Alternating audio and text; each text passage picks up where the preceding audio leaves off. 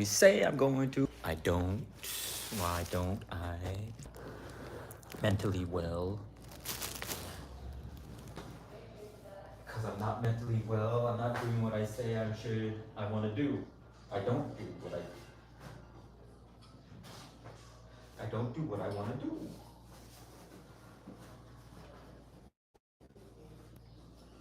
Think about doing it. I say I'm going to do it. And then something holds me back. And I don't do it.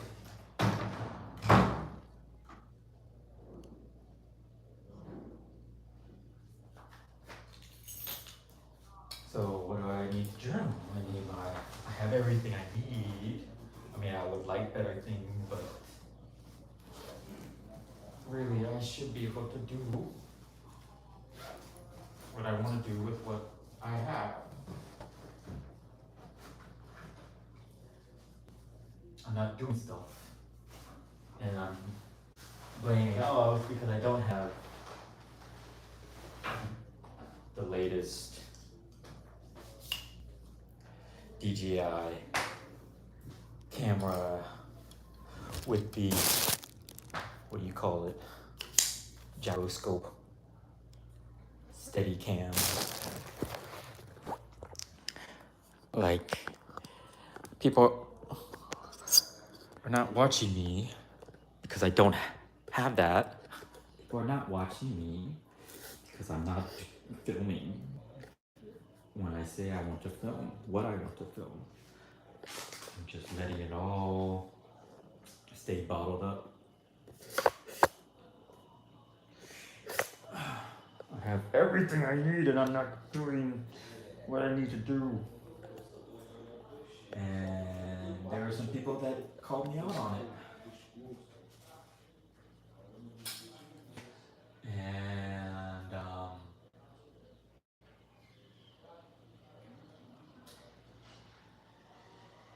and it hurt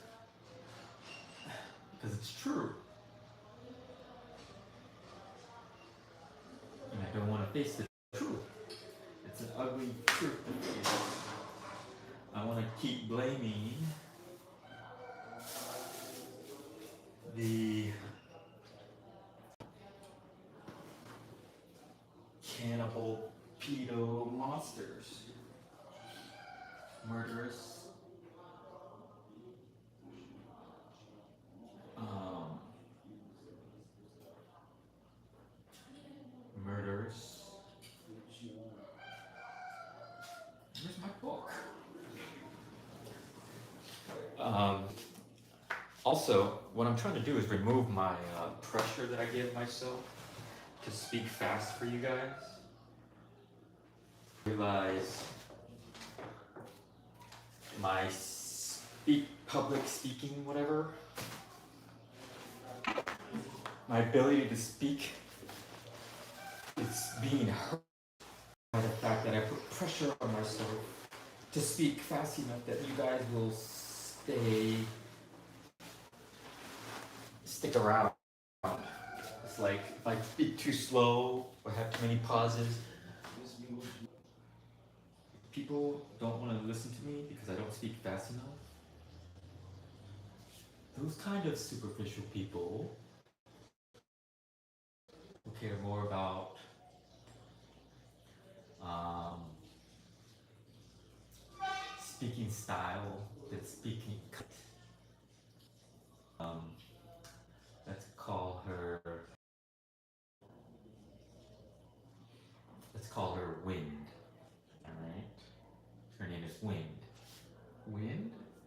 That's a weird name. Maybe she had weird parents. Anyways, um, named her that way. Anyways, she had a body more incredible than anybody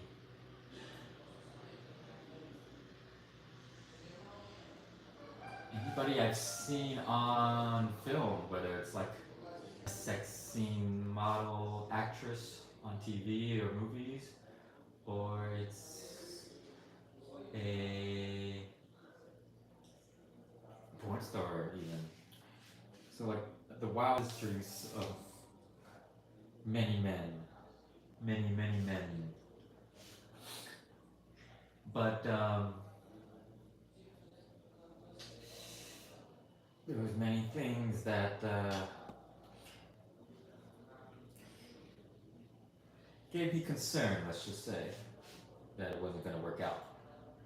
It was like I recommended a book to her, a very spiritual, meaningful book to me. Like these ideas so outside of mainstream propaganda and education, like so against everything we were taught, right? About marriage, relationships, family, the very foundations of religion and everything that we're taught. Yeah, he challenged a lot of those ideas, which are very central to my being. My whole existence has shown me that I should very much distrust everything we were taught, everything people believe. We're taught what people broadly believe. And this book has become very central.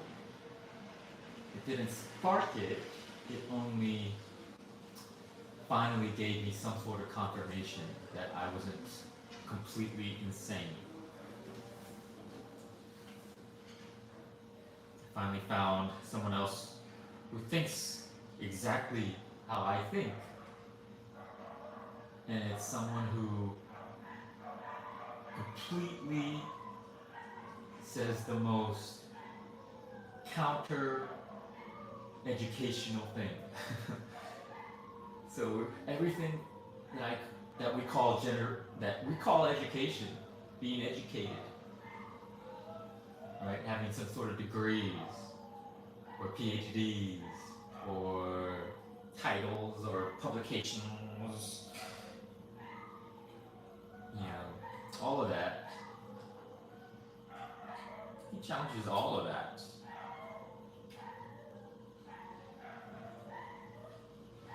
All religions, he's called them out just like I am. In fact, he's doing it more than I am, so it's aspirational, and it deeply makes me go against the grain of everyone. This is rare company of people that thinks this way.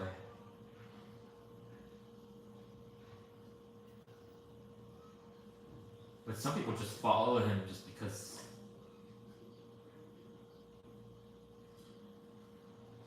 I don't know why they follow him. I agree with him because I've had experiences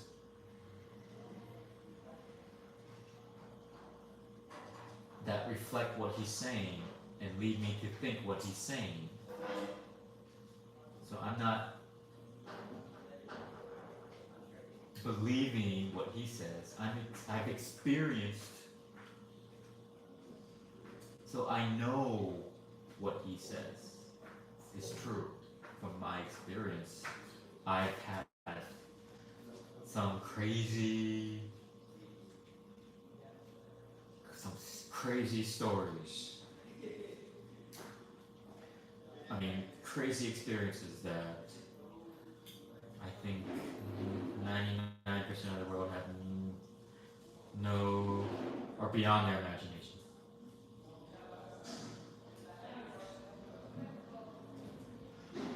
It takes a lot of meditation and plant medicines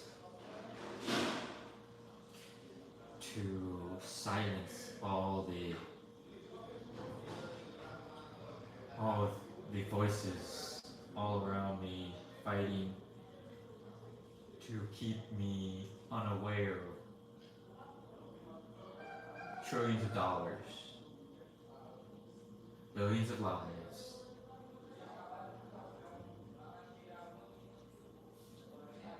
all created to keep me unaware. Anyways, where's my pen? How can I not get my pen? Get everything. This is my mind, based on what I've experienced. It makes me crazy as fuck. And extremely disorganized.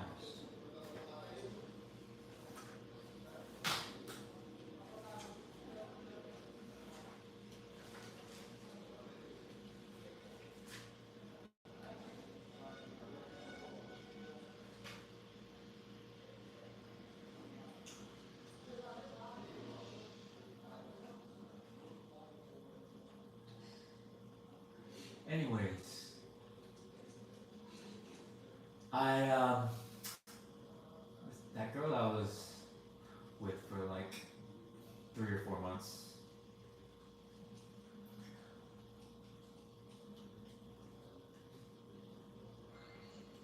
I shared with her this book.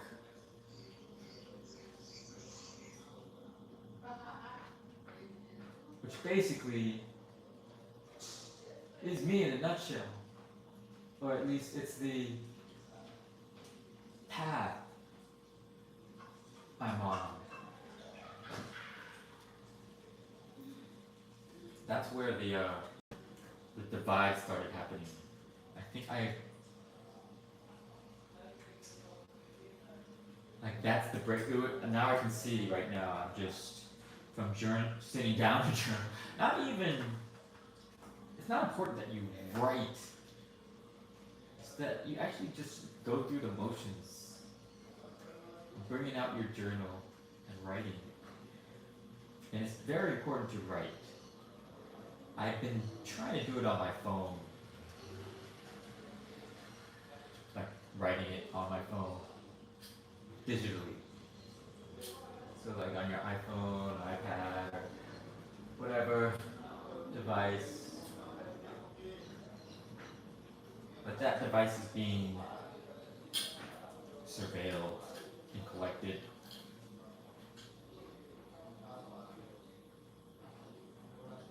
So spiritually, it's being used in a war against you, or it will be used in a war against you spiritually,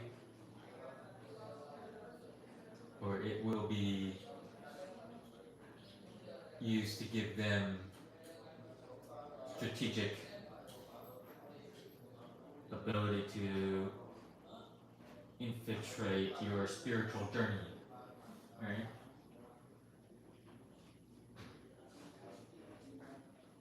This is all a spiritual war.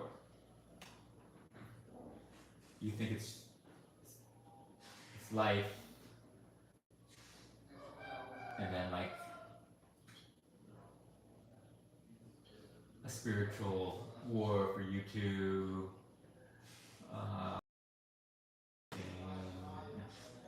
come to God, come to religion. No, it's a spiritual war. You're just a cog. It's not even about you. It's about the 8 billion others.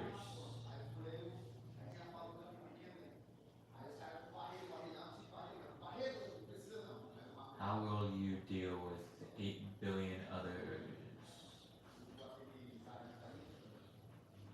Anyways, I basically said this is who I am, a spiritual warrior that spreads the truth to try to awaken people from the lies. And then there are the liars who are fighting a spiritual war against us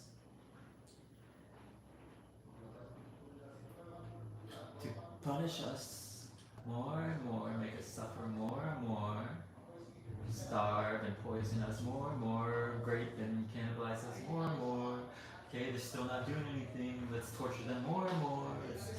Let's eat and do everything terrible to not only them but their kids more and more. We'll literally create islands for us to do terrible things to your kids, and then we'll let you know and expose it all to you, and you will choose to ignore it more and more because you feel so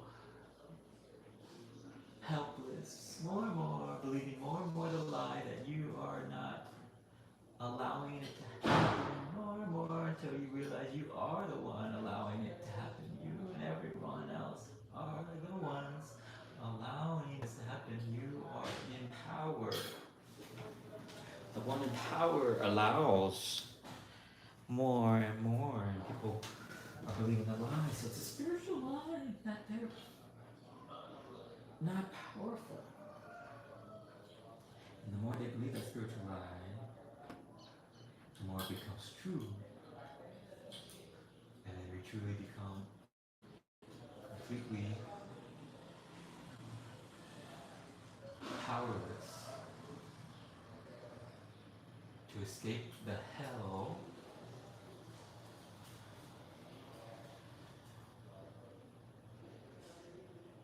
of an inescapable slavery serving the enslavers.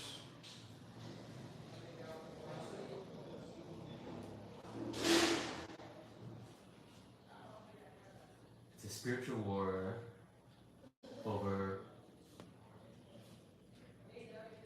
whether reality that the enslavers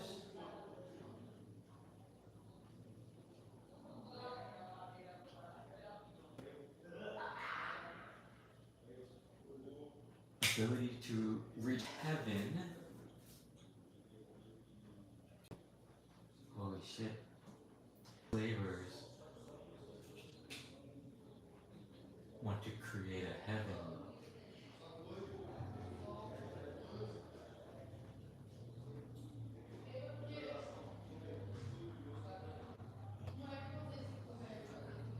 where there exists billions and billions of slaves. A heaven where they can live on for eternity using cannibalized and organ donation healthy children. You're taking the blood of young healthy children in an effort to achieve immortality and paradise for them. Billions of people working and enslaving away entirely to serve them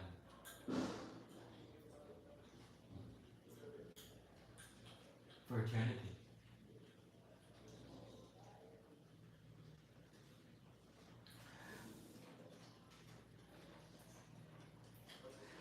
But of course, I didn't present it that way. Maybe it's my fault for not presenting it that way. I just said, you should read this book. It talks a lot about everything. And then she read it, and this is what she said that was the end of the relationship. I mean, it didn't immediately end that moment, but it was that first crack that comes before everything shatters to pieces. First it starts as a little crack, and then it stretches to a big crack, and then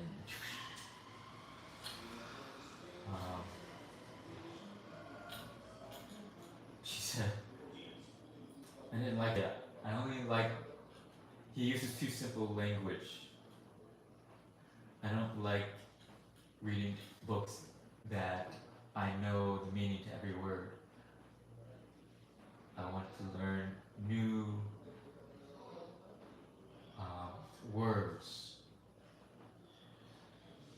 that sound smarter. She didn't say that sounds smarter, but She just said, I like to learn. I only read books that I like to, that teach me new words. Um, well, that means like you shouldn't be studying, or you shouldn't be learning from authors. You should be studying new languages.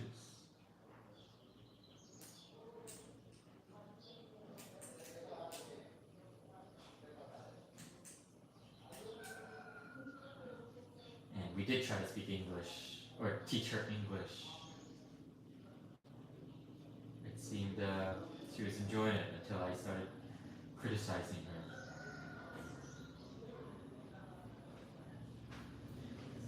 Which I started to do, I think, because I realized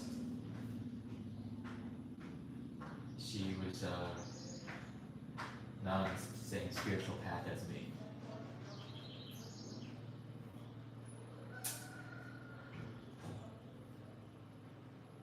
I still need to write a chapter about her, the wind,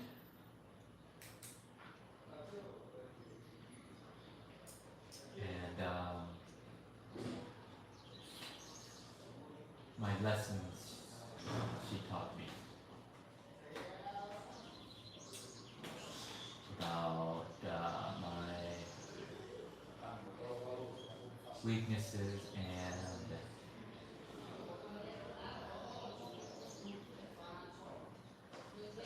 yeah, I learn lessons through facing or experiencing my problems and then going back later and facing them. I experienced my problem with the wind. I shouldn't say the wind. I should say with wind. Right? It's a name. It's her name. I experienced my problem that I have inherited or indoctrinated into me with wind when instead of talking it out and saying we're talking about the issue, I just let it, I tucked it away and made a decision about it. Like, it could have just been that day she wasn't feeling whatever he was saying.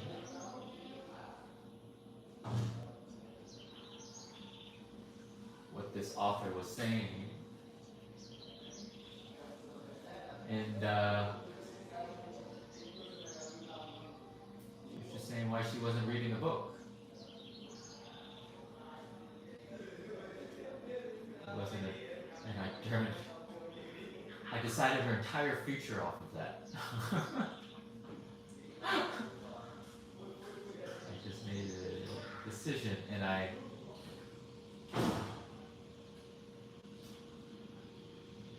bit the apple. I didn't have to bite the apple.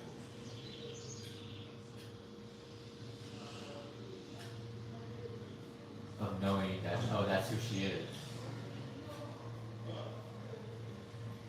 Not a spiritual woman, a woman who wants instead to be intellectual.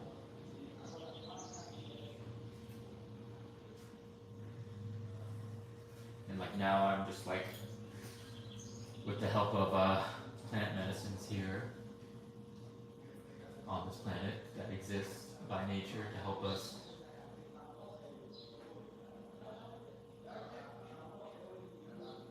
sit with our feelings.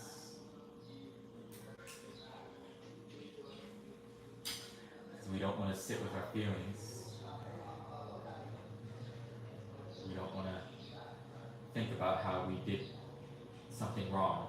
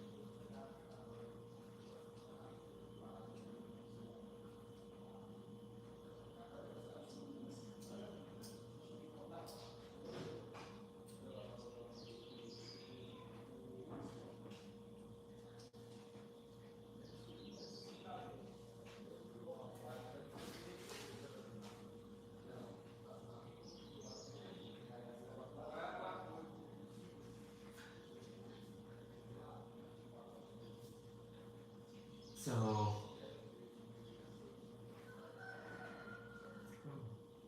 bird just caught a moth right in front of my window. See? Oh. I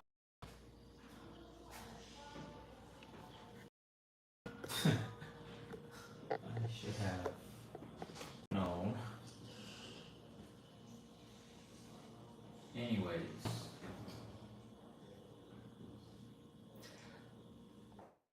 I could have so many people by my side helping.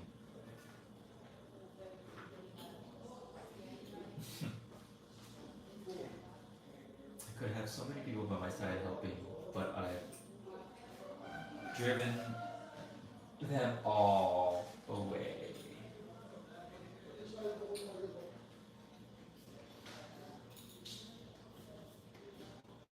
Because the deeper I go into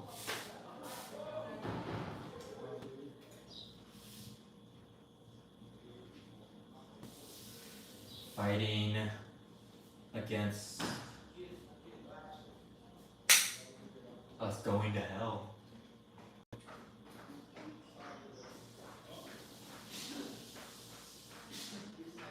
there are people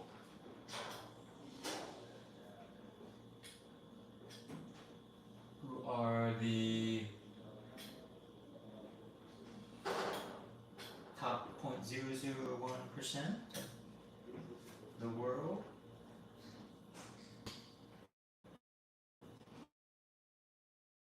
who want to create heaven where they can live on forever.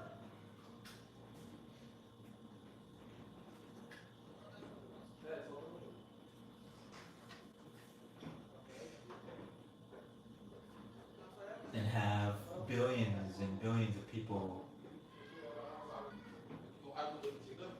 trapped physically, mentally, spiritually in the idea that they are slaves. So that they will slave away,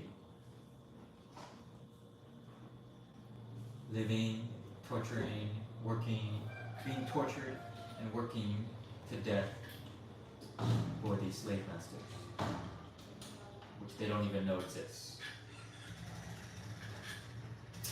Okay? And I am fighting, or I forgot to mention that they want to create hell on earth for everyone.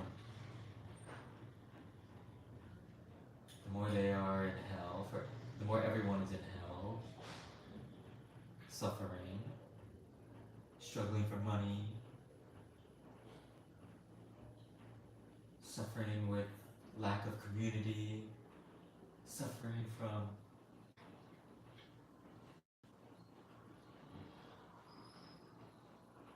being born to parents with indoctrinated, ugly,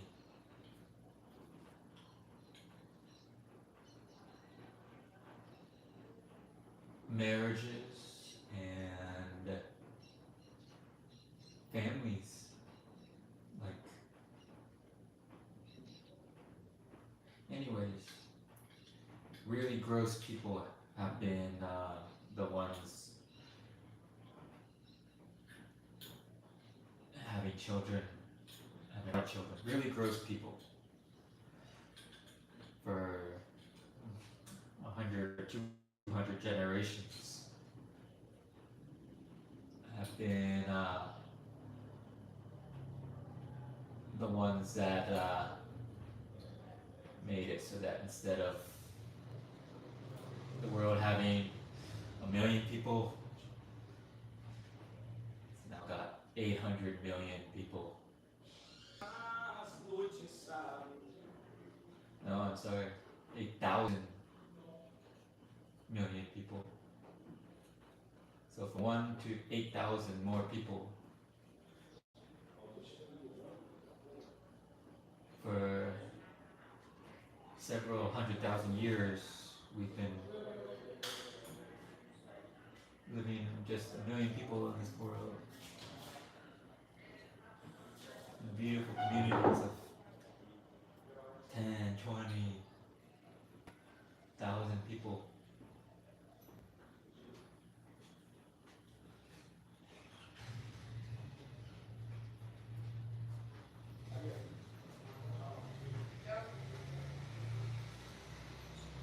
And there were people who were like,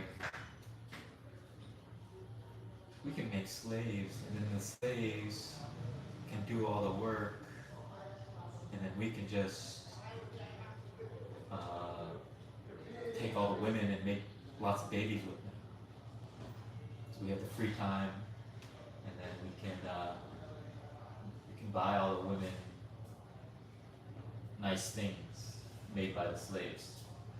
So we can have slaves do all the work for us and make women who want to have our babies. So for each human, you have like 2,000 slaves to work fields or collect lithium or sew shoes or hats. And then we can have an extra 800 slaves to make nice outfits and cosmetics and hair products and nail products. All these nice things will have another 800 slaves per person doing for that person to do cream pies and make many children, because those children will also be our slaves, and we'll have more than 2,800 slaves per person. We're slaves being tortured by us, being freely raped, and having their blood and organs stolen.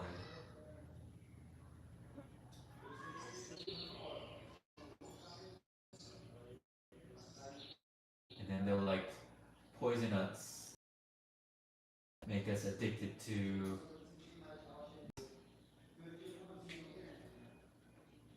get us addicted to unhealthy food, full of unhealthy. They'll put a bunch of chemicals on our fruits and vegetables, enough so that we'll stop eating fruits and vegetables and only eat meat that they grow.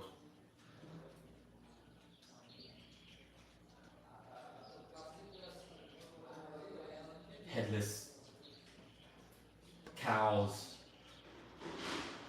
that just grow giant T-bone steaks,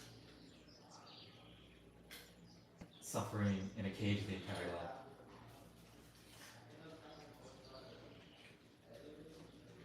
Endlessly being slaughtered.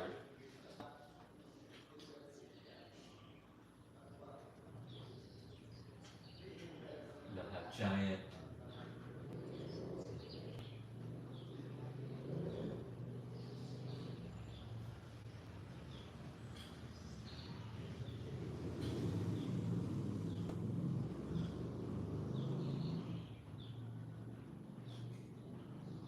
we'll just be living in a desert where it's 200 degrees, literally, and everyone's living underground, or that is the 0.0001% will have underground cities with fake lights, AI,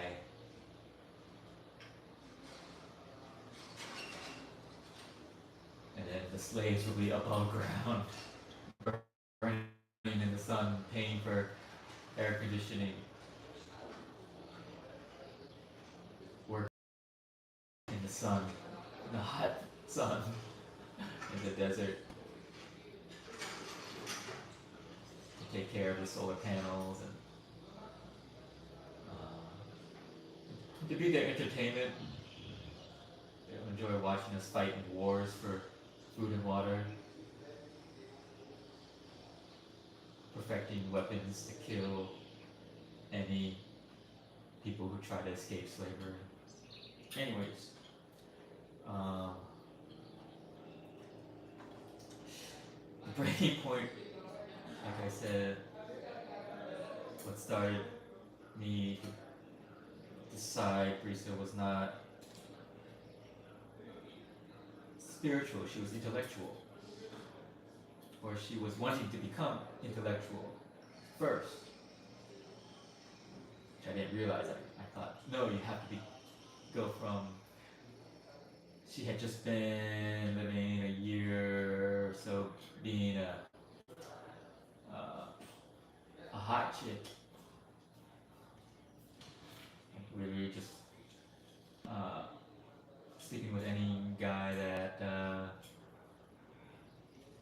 could take her on trips or was free on leisure time only, mostly. Anyways, that's who she ended up hooking up with. First year, I knew her. Like I knew her for a year. And then, okay, how did I get the girl with the most incredible body and also beautiful?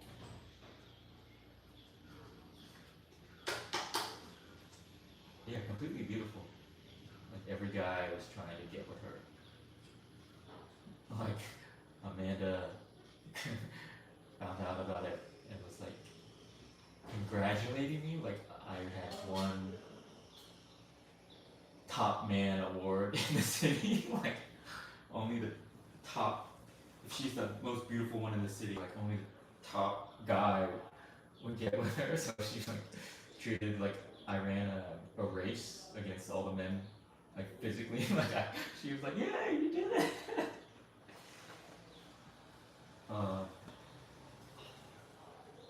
But that is the subconscious reality of it, right? Anyways,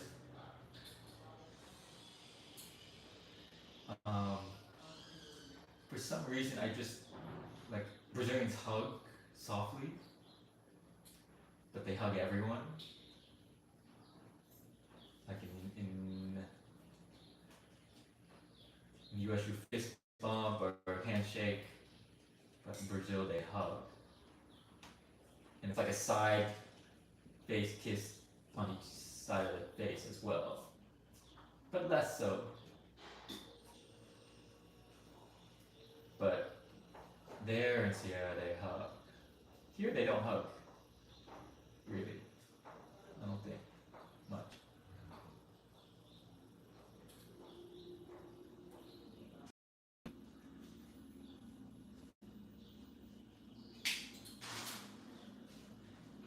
And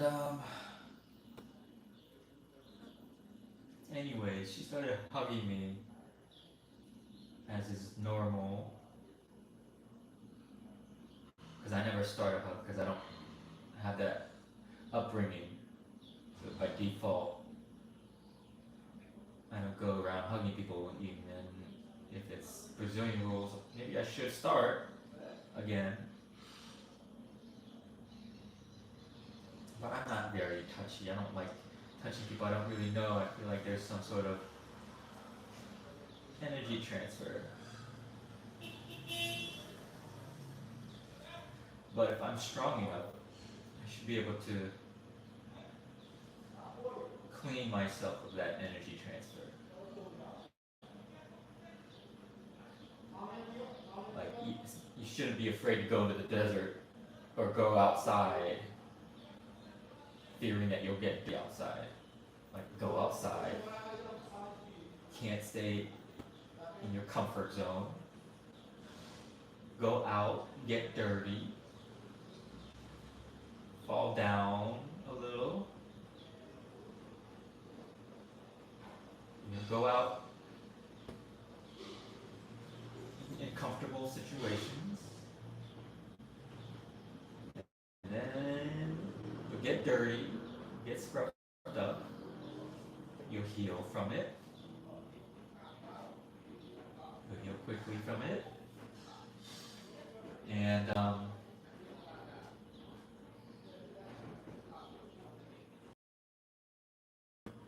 you'll heal quickly from it, and then you'll get cleaned up. And it should be like a constant thing. You're constantly going out to uncomfortable. And whatever uncomfortable things happen, getting dirty, getting hurt,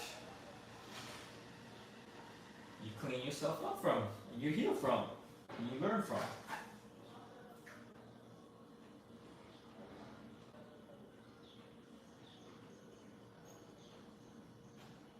So, I'm wondering a little bit.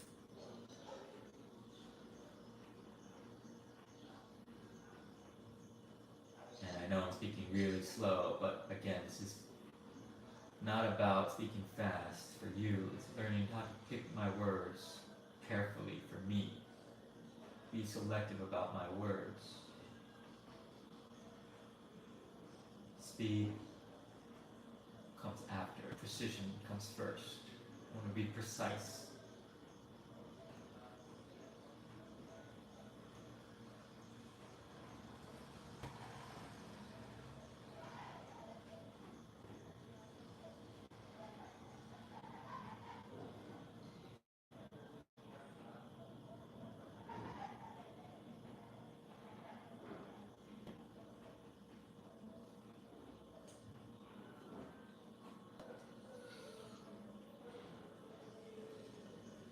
Be precise.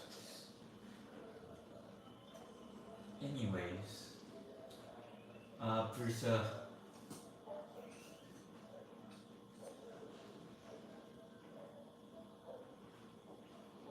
gave me a greeting hug, I think.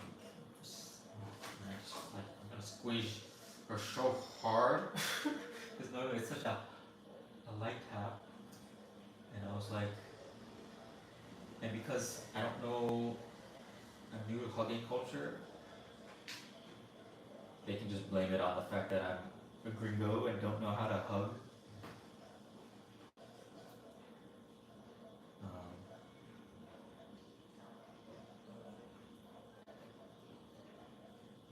So I would just hug the shit out of her. And she liked that for whatever reason. And it became like our secret handshake. So I created like a secret handshake. But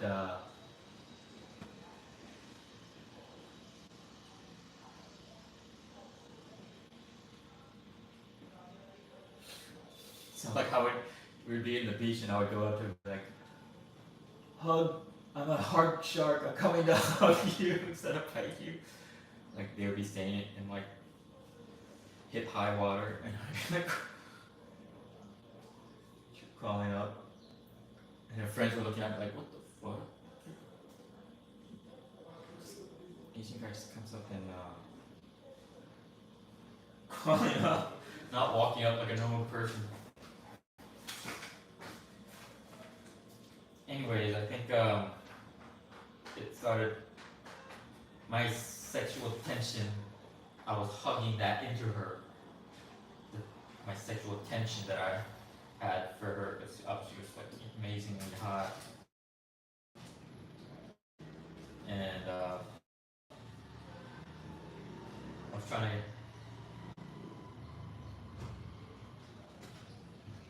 transfer that sexual tension that I felt to her. And we did this like 20 more times over the next year or so, whatever.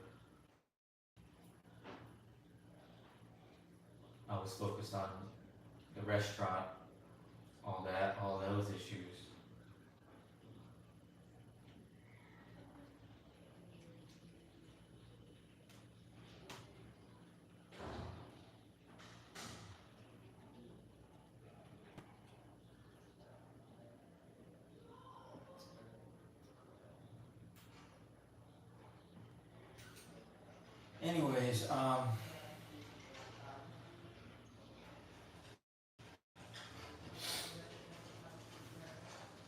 big problem.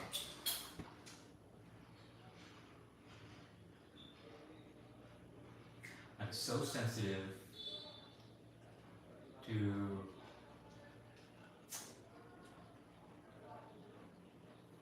whatever small issues here that I have.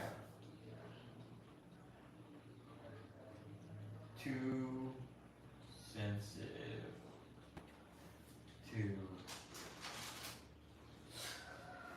small problems.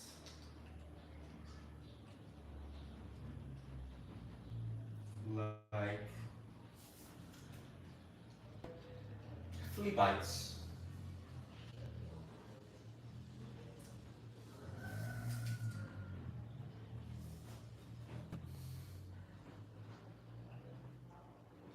Like imagine watching a movie and the main characters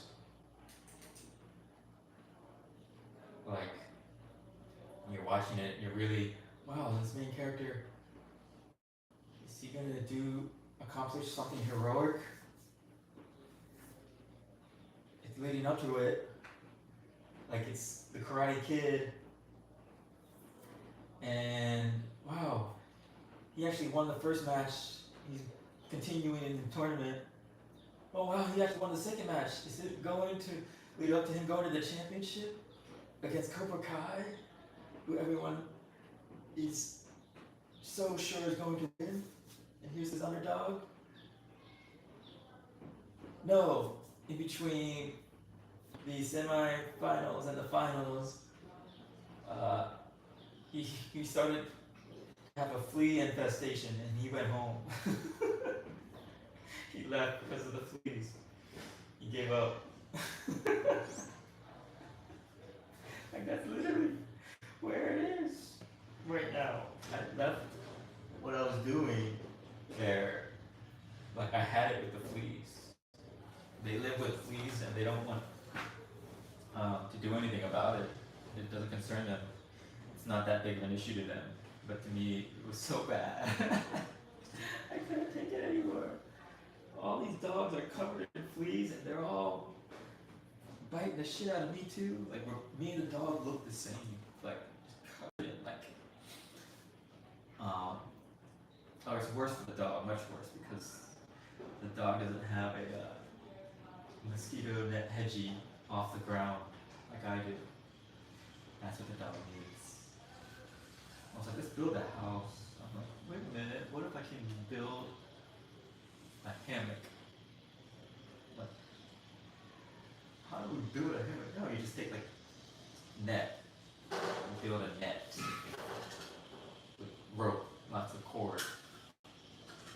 They do this in like the trees up high even, and people climb up.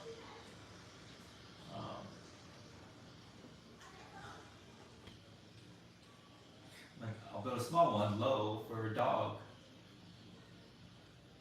and on top of this net I can even put like I can easily make like a flat surface using plastic, but like wood is wood. I rope through the wood to these wood steps made out of netting tied to a bunch of trees or planks or posts. I can make posts. Lots of trees to cut and little trees and branches. And then built like a shade over it, natural leaves, like the coconut tree leaves type of thing. Build shade, and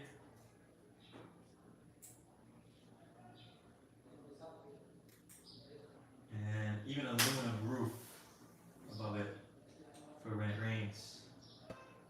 That done for the dogs, which would have reduced the number of fleas. Like if it was such a big problem for me, why didn't I actually take one step towards doing it?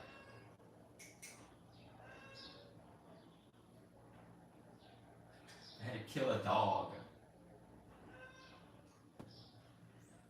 It was extremely suffering from starvation. I had tried to give it food, but it wouldn't eat.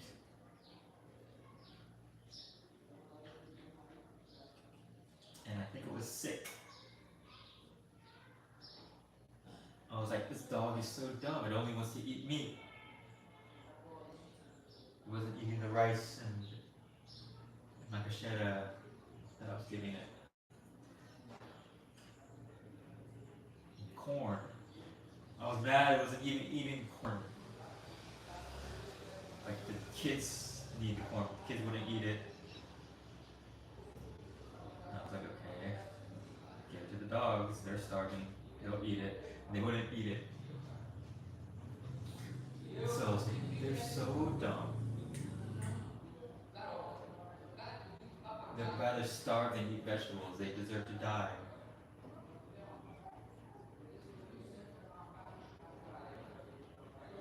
And that was like my satanic moment. Problem. I'm having satanic moments.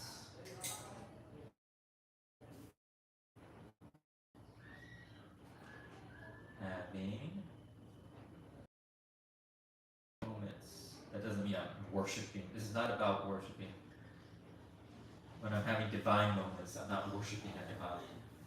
When I'm having satanic moments, I'm not. Fuck.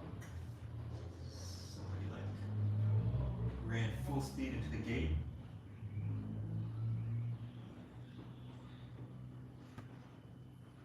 Or maybe they fell down the stairs into the gate. I think the negative thing. Alright. I should think balanced way. What was that? It could be someone fell, got hurt, needs to be checked on. And I can help them. Or it's some aggressive, angry man for no reason trying to break the front gate. I automatically thought the second thing. So I'm like condemning this place. A shitty place. I'm condemning the world to be a shitty world. I'm condemning the world to hell.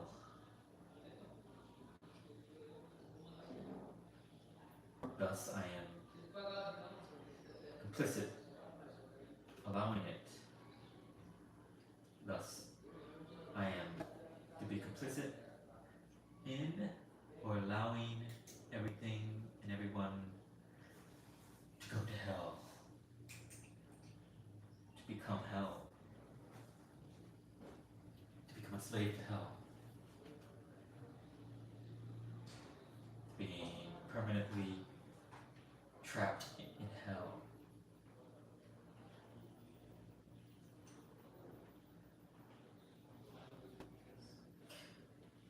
So that was one. Large gate noise. Large gate noise. If you were to hear a large noise at the gate, if let's say you live in a small cute house, it doesn't have to be like in a ghetto, dangerous area. It could be a cute house in a nice area where you have a garage as a gate, your garage door, your metal aluminum one. Imagine you're in your house and you just hear as if someone drop kicked your garage door. or you're gay, or the front door of your car, whatever. It's the first thought you have. Some motherfuckers is attacking where I live to either do me harm or someone, whatever, to do harm. An asshole. If that's your negative response and not, did someone trip and fall or get hurt?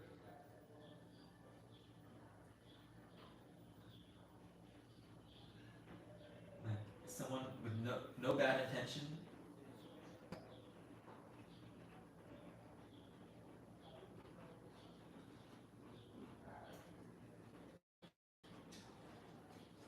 Like I realized I was having a satanic existence right now, a satanic moment, where I heard a loud noise and all I thought was, fucking motherfucker.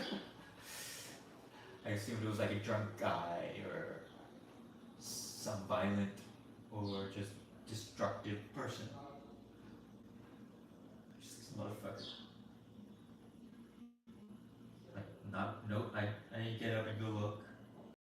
Go check on to see if it was someone in need of help.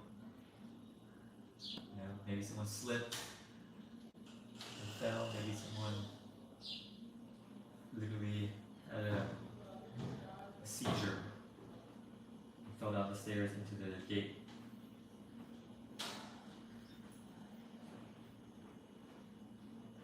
No, because I'm living in what I consider to be hell.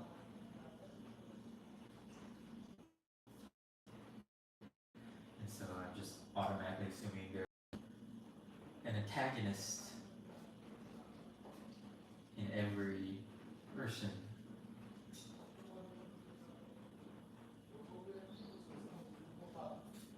And so I'm condemning everyone. So that's what I did with Wind. I condemned her to say, here's a beautiful woman who's transitioning towards intellectualism. She was transitioning or aspiring towards being intellectually elite. She was physically elite. She knew she was insecure about being intellectually elite. I assume there are many people that are like, you're beautiful, you must be dumb. And she hated that. And so it worked very hard to not be dumb. These are all things that I'm psychoanalyzing now.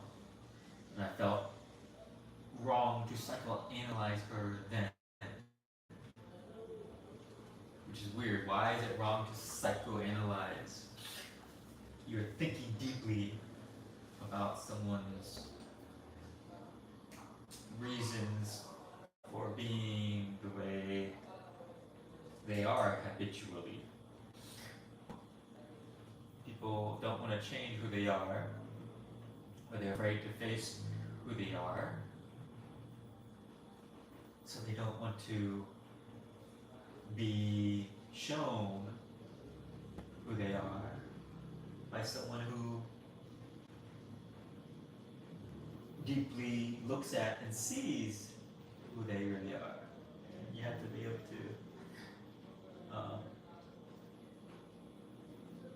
enter someone's shoes and know what they experience, or consider perhaps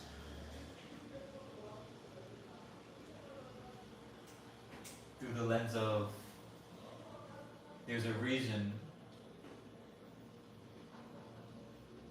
there's many reasons that a person is the way they are. So Brisa, when she's like, I don't want to read that book because it doesn't teach me new words that make me sound intelligent. And I was trying to be like, you're only wanting to sound intelligent. That's like only wanting to look beautiful. can actually be intelligent. And you can be beautiful. Rather than so only looking and sounding intelligent. Looking beautiful with clothes and makeup and hair and a certain hip size.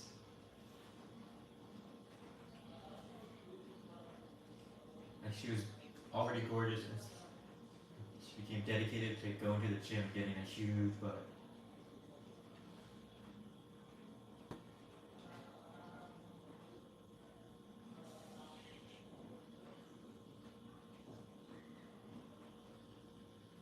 Anyways, with Brisa, I realize now as I'm reflecting, psychoanalyzing. But yeah, we should reflect about ourselves and about people we choose to spend a lot of time with.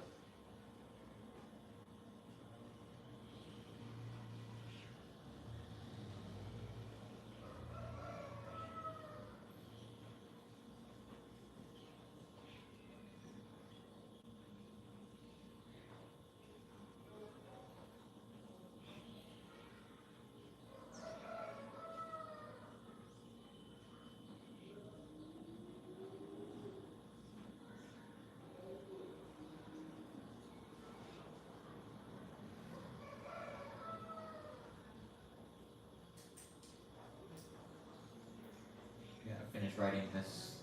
If I hear a large gate noise, or if you hear a large bang against your garage door, you automatically get pissed. Like even lightly, like who's attacking my garage door? Like what the fuck? Or do you get concerned, like without anger or happiness, just curiosity? Like do you just get angry or do you get curious?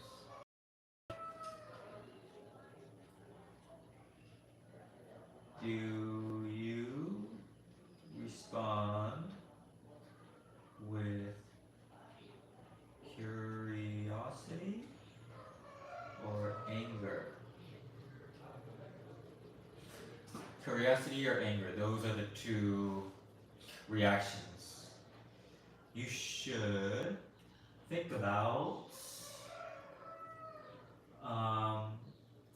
when you let me back it up. When you're reviewing how you react to things, when you're psychoanalyzing yourself, do you initially respond with anger? And this includes like annoyance, like frustration, like that side of negative and right? That side of negativity, anger, annoyance, could be jealousy, could be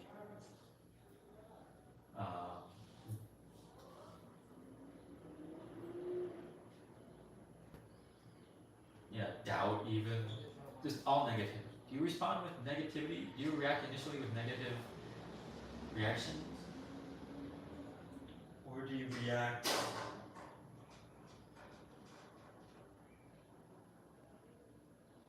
like a child would? Like, do you react like someone who's had something happen to him several times? And now you're after several times you've been annoyed by something or whatever, you became angrier and angrier about it each time it happens.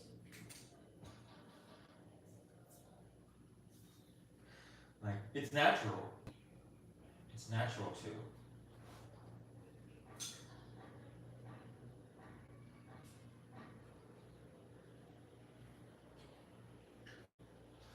Like, we're getting to a state of the world where there's so many poor people. When there's so many poor people, there's a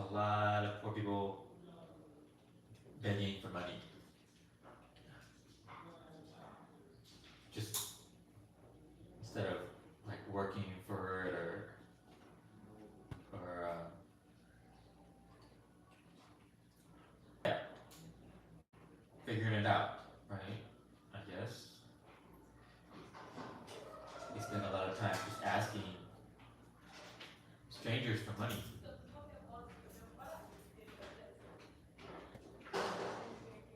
Like, it's like ridiculous. The number of people here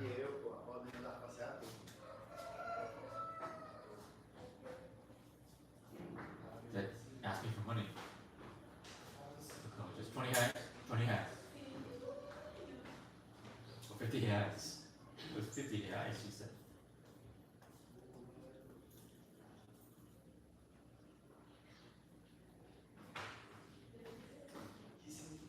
But then again, maybe she was a prostitute. And she's just doing her prostitute work. I didn't think about that until now. I thought she was begging, a street beggar, begging for a very specific amount, which was, I thought, too large.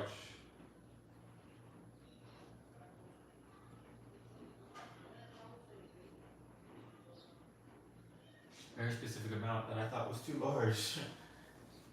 But actually, that was just like her price to have sex with her. Extremely low. $10. Yes, 50 pounds.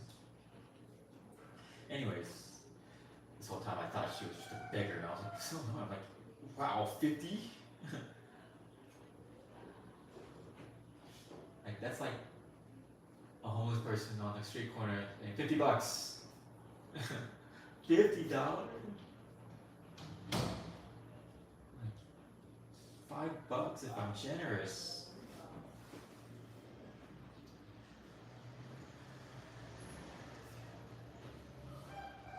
And I imagine if I responded that way to her, I can say that in Portuguese. 50 reais? Tipo, cinco. She'd be like, you think I'm worth, oh, my body's only worth 5 reais? 5? That would have been awkward. But that's the mindset I was in. Because it was happening so much. People were just begging me for money. And so she was next in line, and I was just in that mindset. So anyways, the past triggering, repeated events triggering a certain response that goes more and more satanic, more and more dark. And condemning, judging. Judging is not bad. Judging and condemning is bad. We should be free to judge,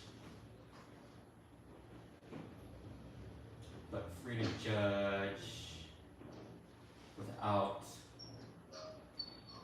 allowing some negative things to make us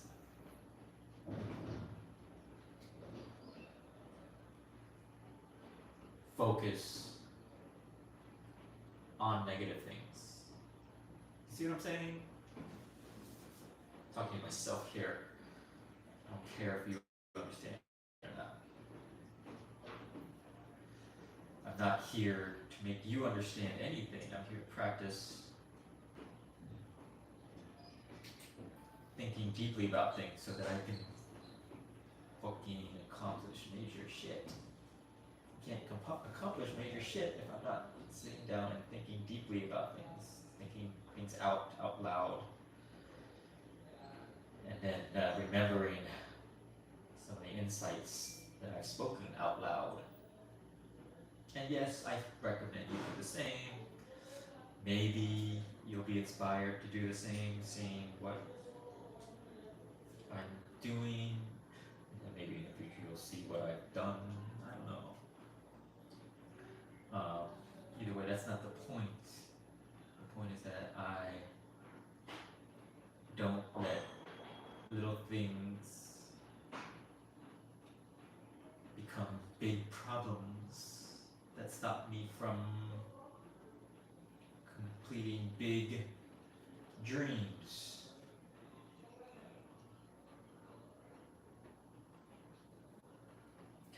There's a wasp nest at the top of this house, slowly building, and the wasps are leaving me alone for now, but it's gonna be huge.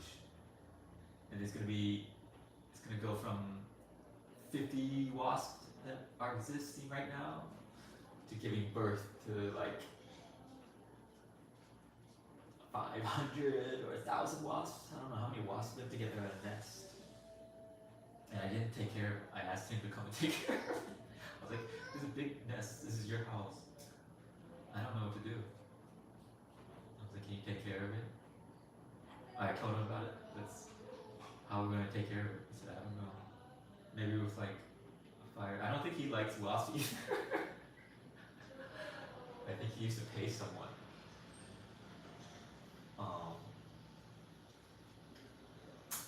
But there's no one to pay right now.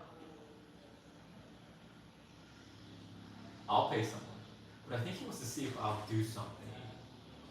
He wants to see if how much I want it. How strong I am. Or if I'm sensitive to small problems, like wasps. So I didn't take care of it. And I didn't take care of a lot of things and reflect deeply, right now I'm reflecting deeply for the first time. Like before I would just let that wasp thing go and just keep saying, hey, what do we do? What do we do? Now I'm reflecting on like I should not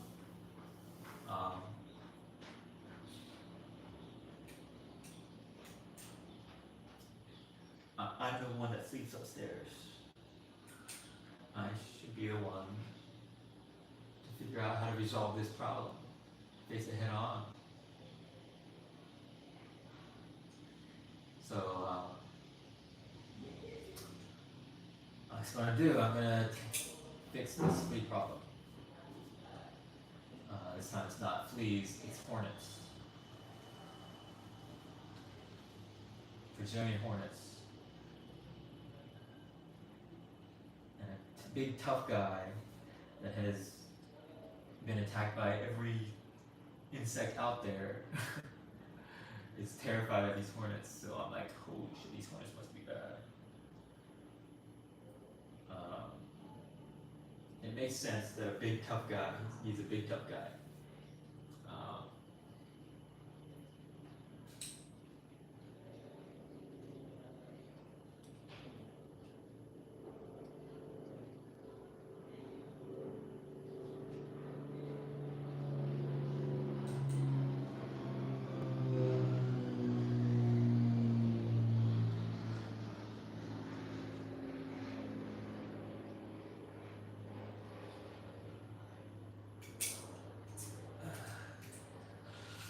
So I'm going to take care of these hornets that this big tough guy is terrified of.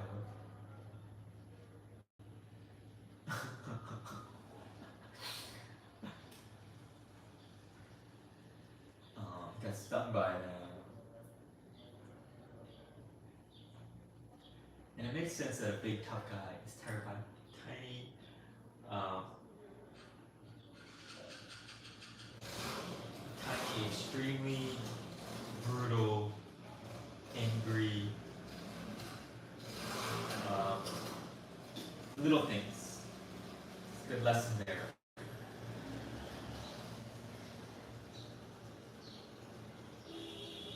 A bug this size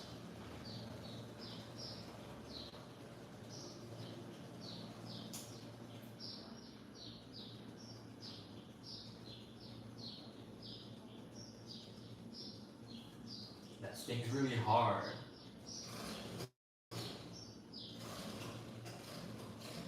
Even if very small bites. It's not even a stinger. It's not like venomous. It's just really good at biting the nerves close to our skin. Really fucking good at it. I want to research what AI and YouTube, whatever, all know about hornet bites. but it's really hard. And hornets bite really hard in Brazil, enough to scare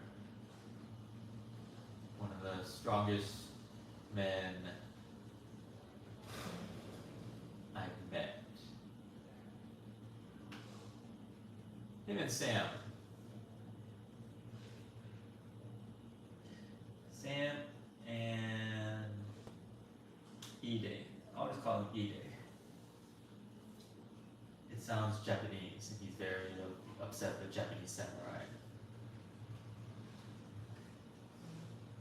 Right now he's calling me, but he's really calling himself the samurai of the forest garden, or the permaculture of samurai. That doesn't sound right.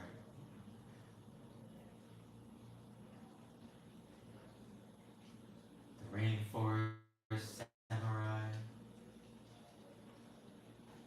the jungle samurai. He says, actually in Portuguese, it's samurai de agro-floresta. So he's saying samurai of the agroforest.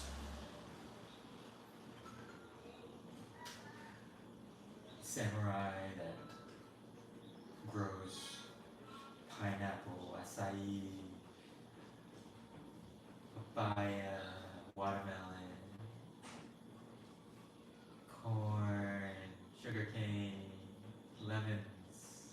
Lots of lemons. He really loves these sour lemons. I know a lot of these sour lemons.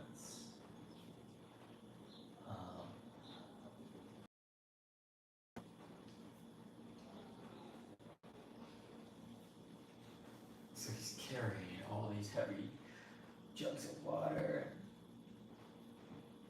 gasoline engines, spending a lot of his time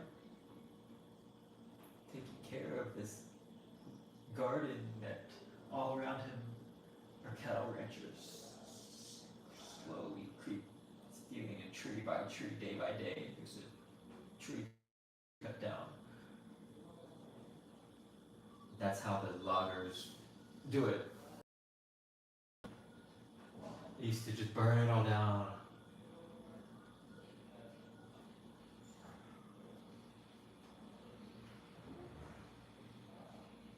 But that only works when it's really, really dry.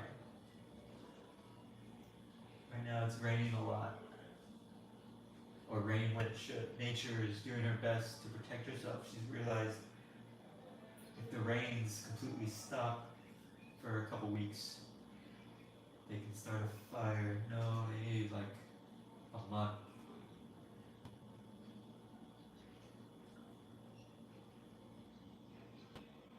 Or 3 weeks of dry, everything dries up, and then they can start a forest fire. Oops. It's all burned down. Might as well put some cattle on it.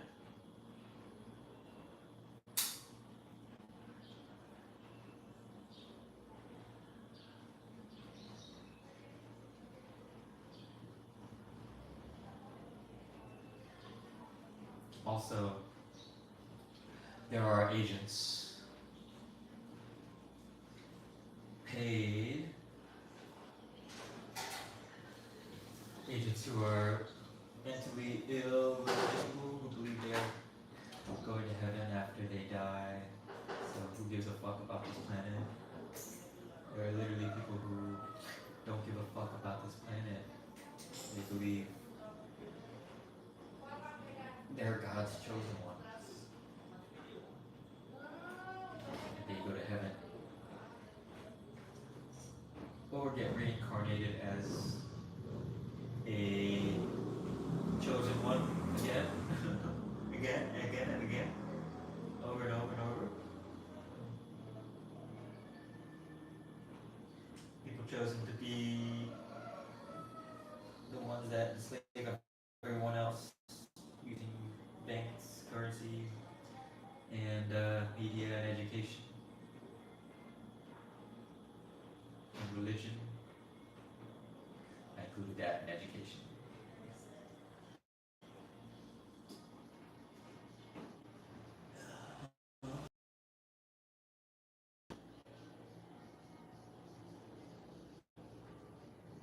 Anyways, yeah, it's gone to zero.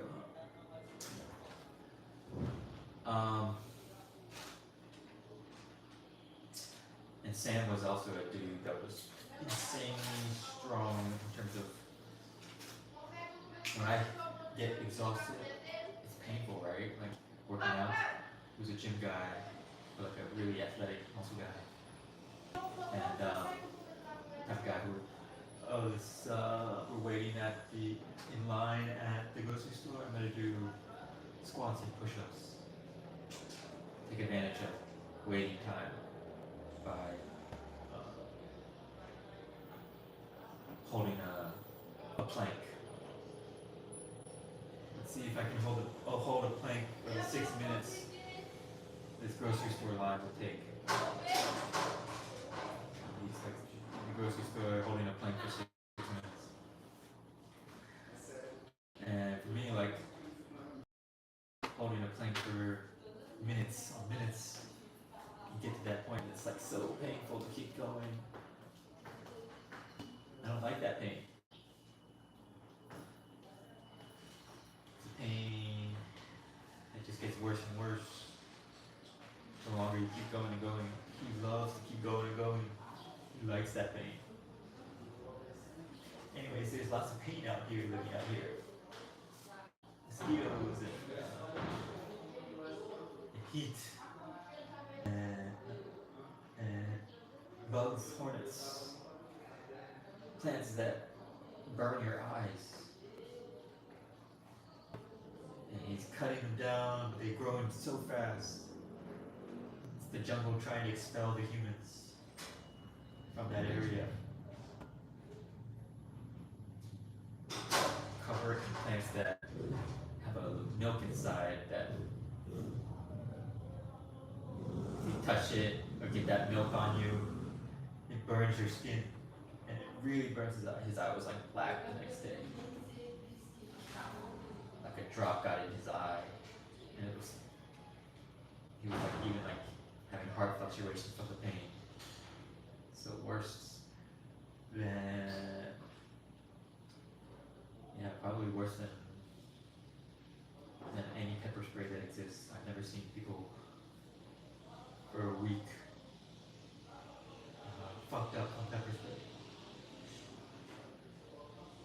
So isn't it interesting how there's only one or two types of pepper spray?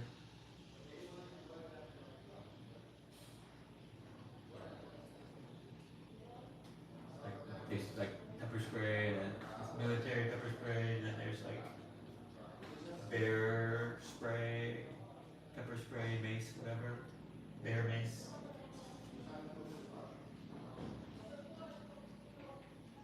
But there's like 8 billion, like we'll call it non-lethal weapons, right? Mace and bear mace, whatever, to give people pain and discomfort in their eyes for whatever, 15 minutes.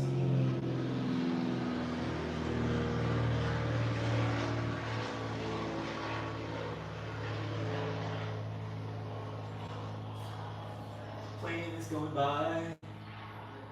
These planes fall out of the sky like once a year here in the Amazon.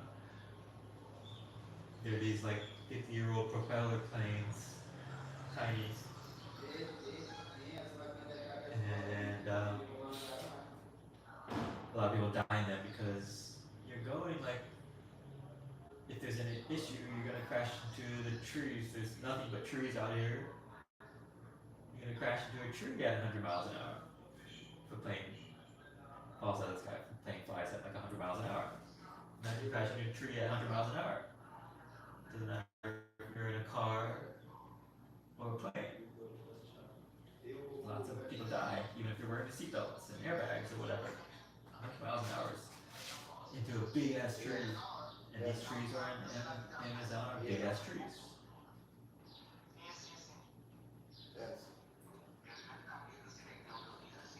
And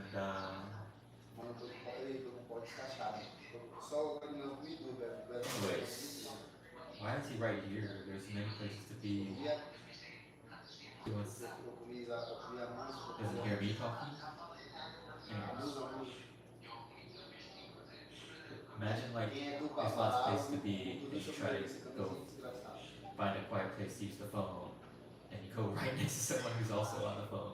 Ei, agora esse Felipe, ele tá numa crise grande de mulher, esse Felipe. Ei, Are they trying to overhear me talking? No.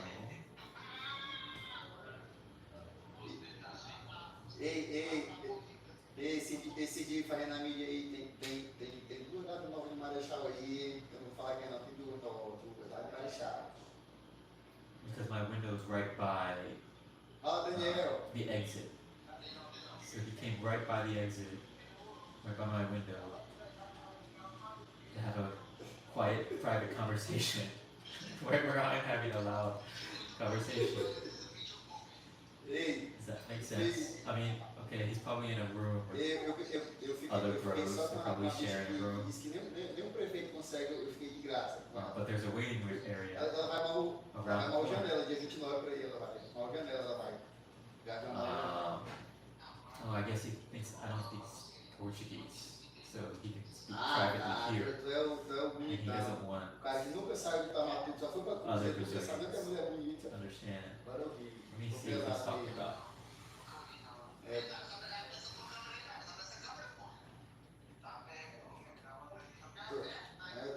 Eu tô pesado mesmo, mas aqui não vi mulher bonita aqui, ó. Deixa eu estar tomando café essa hora. Talking about taking pictures of a beautiful woman here. He's here to get laid.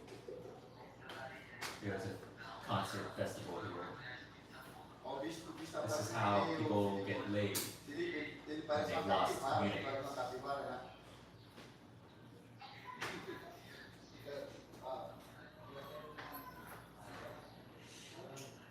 So the city has like a big festival going where they bring bands in. They spend a lot of money to throw like a 10-day party every night. It goes from like 8 p.m. until 2 a.m. Everyone drinks and parties on the beach along the river, polluting the river like hell, wasting a shit ton of money, probably like over $1 million reais, which could do a lot here, like to build,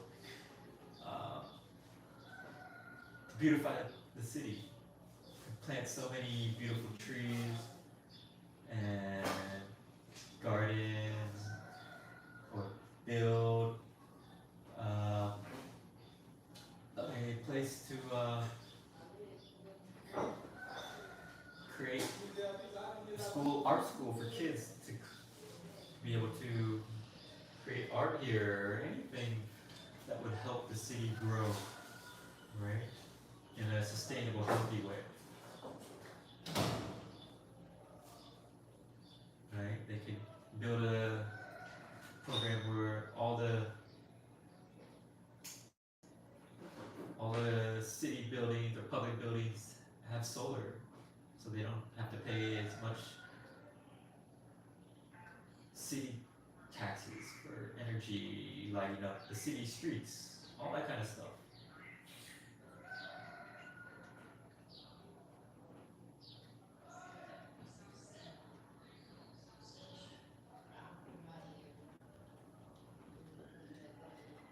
Infrastructure that helps everyone. Infrastructure is such a word that's intentionally they made that word in English, infrastructure, to be the word to describe basic things that would help everyone, that we should all want and prioritize. They gave it a boring old word as the main way to refer to it. Infrastructure. Infrastructure. It sounds like neck, beard, double chin, old white man. Oh, you want us to spend money on infrastructure? No, we want you to spend it on things that would help all of us, and not just a few people. So give it a name, infrastructure. So we need to create a good name for that. Replace infrastructure. Because going with the word they gave us to use, infrastructure, makes it so that people don't care about infrastructure. It's an ugly word, people don't want to say it. Infrastructure, 4 syllables. We need a different word.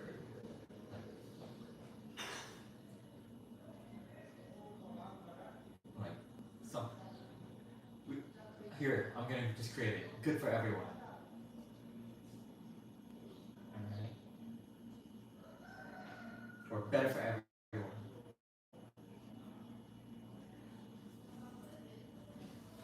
We should be prioritizing spending money on things, on everyone things. Better for everyone things, sorry. It's gotta be 6 syllables. Instead of calling things infrastructure, we call things better for everyone things.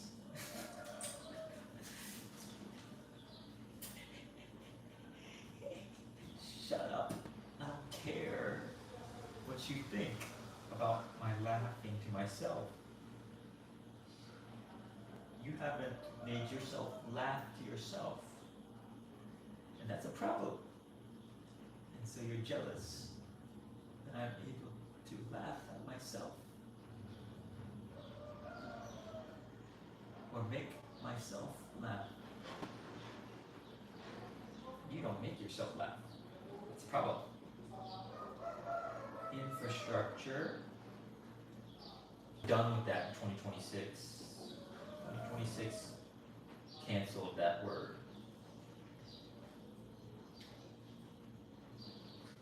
For being ugly, boring, old. Only old people that talk that way, who are ugly, boring people who hate the idea of investing in better for everyone things. So they gave it the word infrastructure to also put us in a spell of not liking better for everyone things. They infused it in their language by referring to better than for everyone things as infrastructure. They made us go.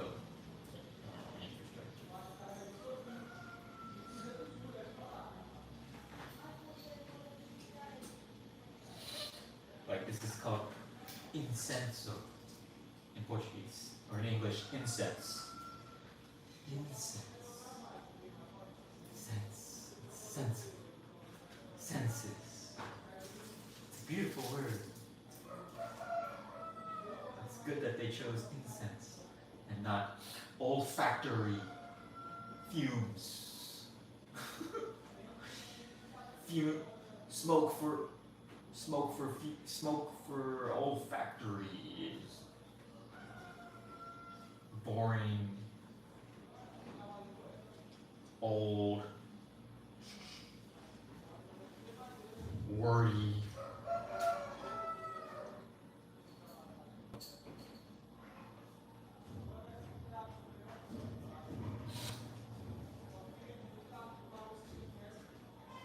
Alright, we're gonna name it, we're gonna rename it to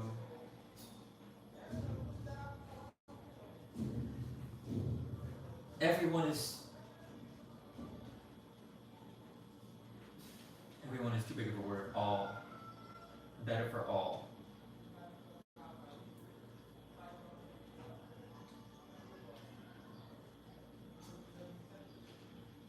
Better for all of us. Better for us things. Better for all.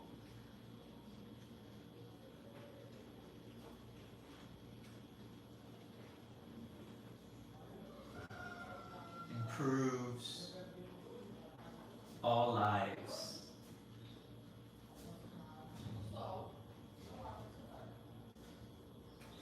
Improved. It's kind of a ugly word too.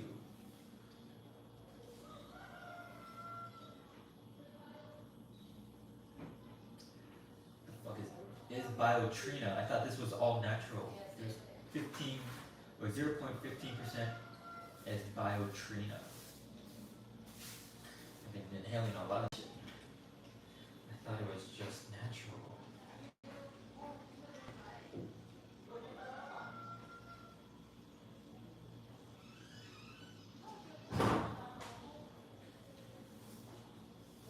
What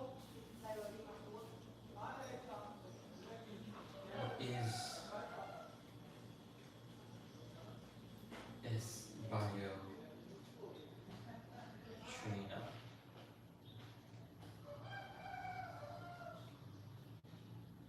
And is it toxic?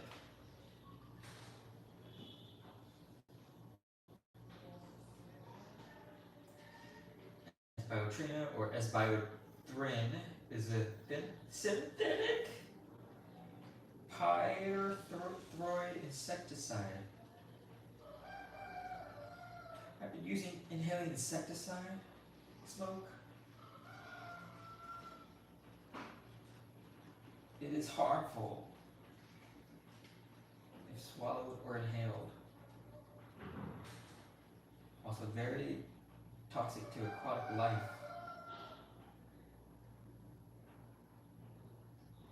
Fuck.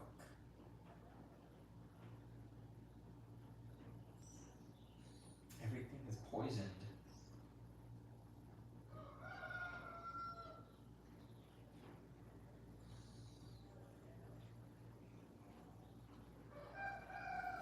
I wish I could just have cannabis hemp incense. That I could just have filling the room, lighting every day, just natural, no. So that's an idea. Incense. Cannabis just for incense.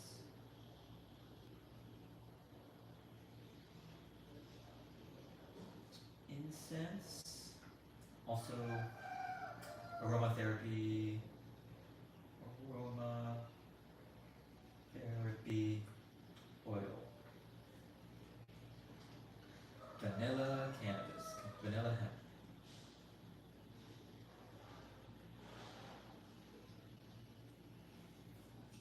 Wild vanilla hemp. Don't you fucking steal my ideas. Come fucking work with me and let's do it together. See, that's what I'm trying to change. See what I did there? I'm not there yet.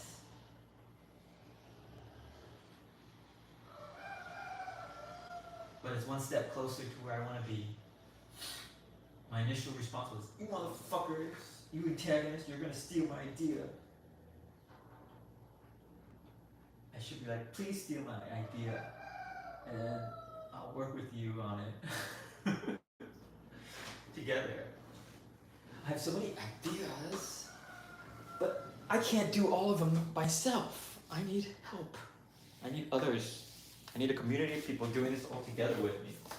I want to live at one place and like every day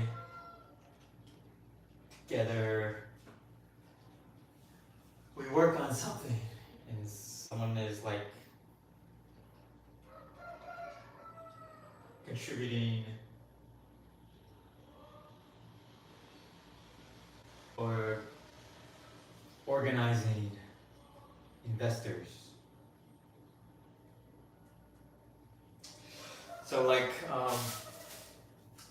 I know there are people that want to come join me, but I don't know what they'll do when they get here. So I don't really invite them. I say they should come, but really I'm like, you'll probably get here and then what do you do? how will you survive money-wise? What will you eat?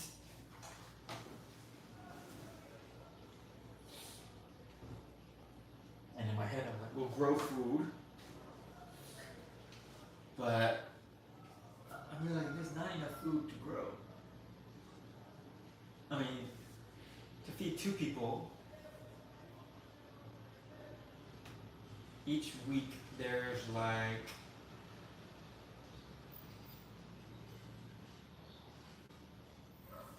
10 pineapples. I'm like calculating it out. That's one of the reasons why I'm out there. I'm learning what it would take to survive off grid, truly off grid. Nothing but no money, no bank money used to buy shit that's been poisoned.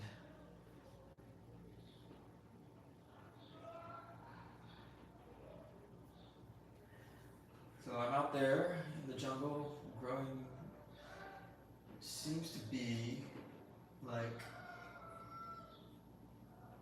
between 8 and 15 pineapples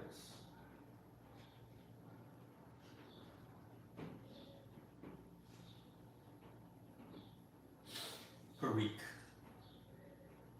and 3 or 4 papayas,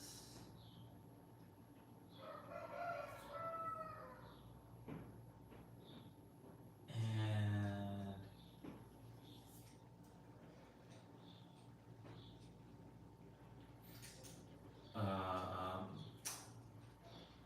squash that could feed 20 people, or 2 people for 10 days, so squash that could feed a week.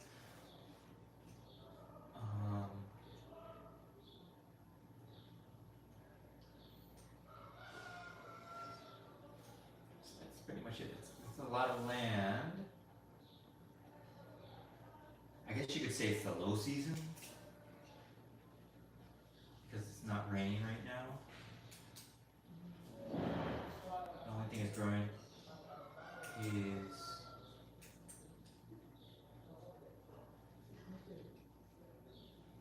pineapple that was planted 10 years ago. There is plenty of pineapple. Problem is he's selling it all for money. He's getting like 400 reais in pineapple every week.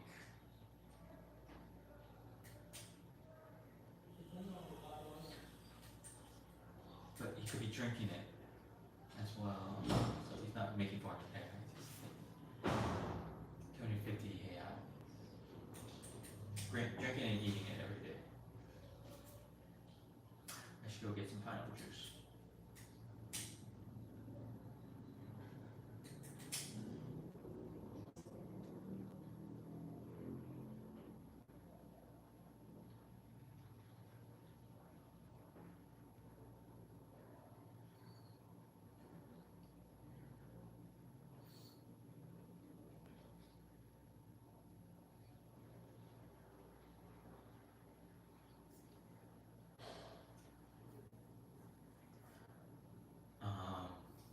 It is lunchtime. It's better to eat a big lunch than a big dinner. I'm trying to figure that out. People.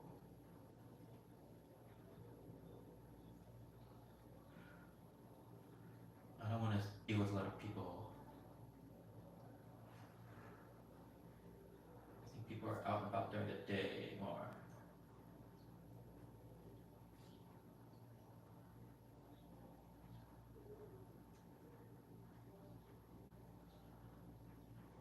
So I'd rather go out at night.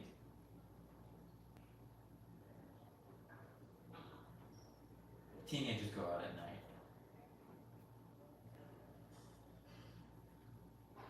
Anyways,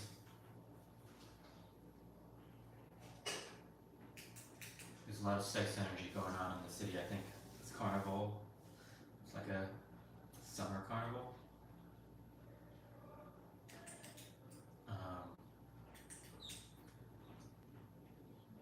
the politics create, or instead of making the city better, the elected official simply throws more parties, bread and circus. And they love to throw it during the time of year when, because every place, especially small towns, has a cycle, right? Let's say you're agricultural,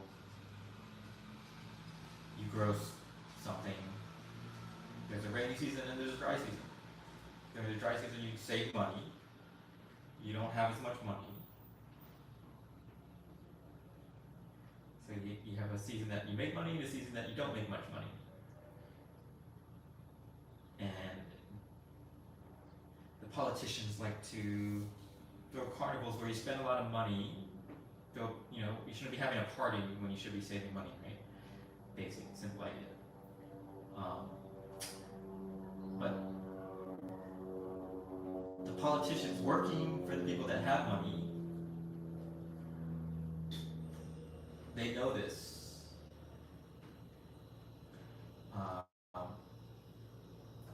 So they work with the politicians to use tax dollars to throw parties, to waste money during the dry season, the poorest season every year that towns living close to nature experience.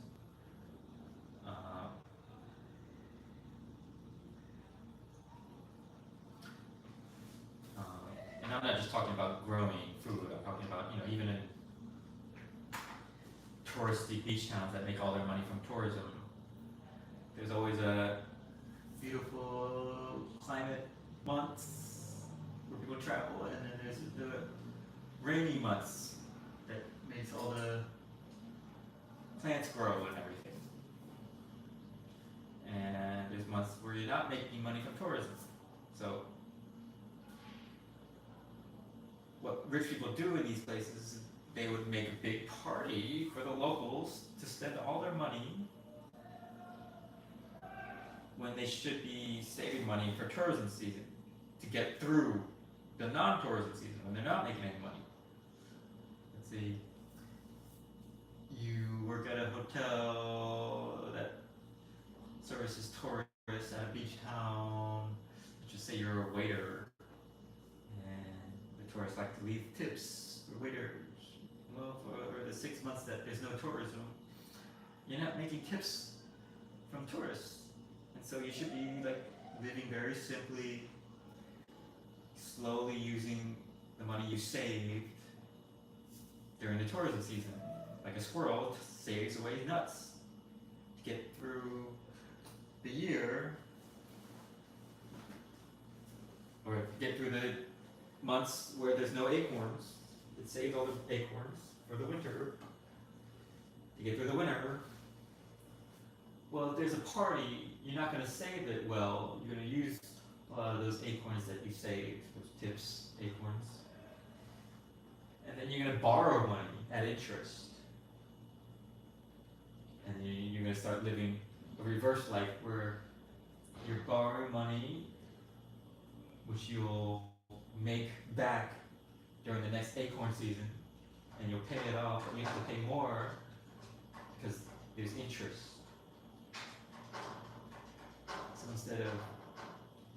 So it's this way of getting people in debt, basically. These parties during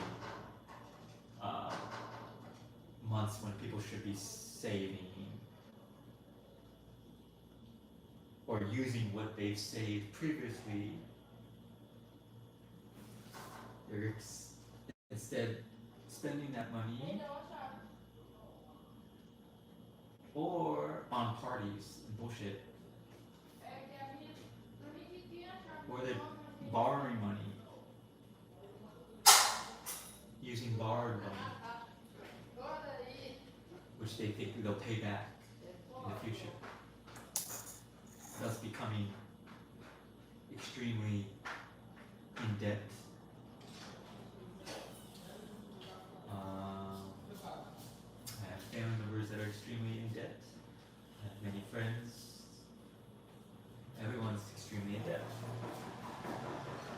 without your permission. They give huge corporations and billionaires lots of money, knowing that you're extremely in debt and will slave away for these billionaires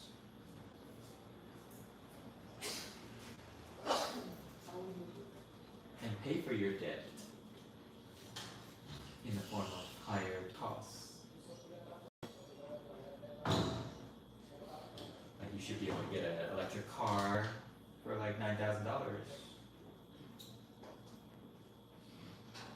Like literally a 9-month loan, you should be able to completely buy and pay off your car.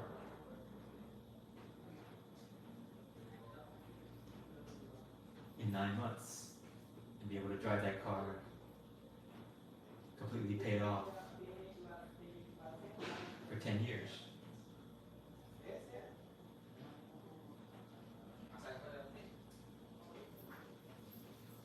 A car.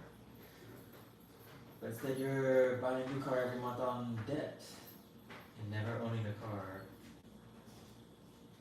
Own nothing. And be free. It's true, but not the way they've designed it.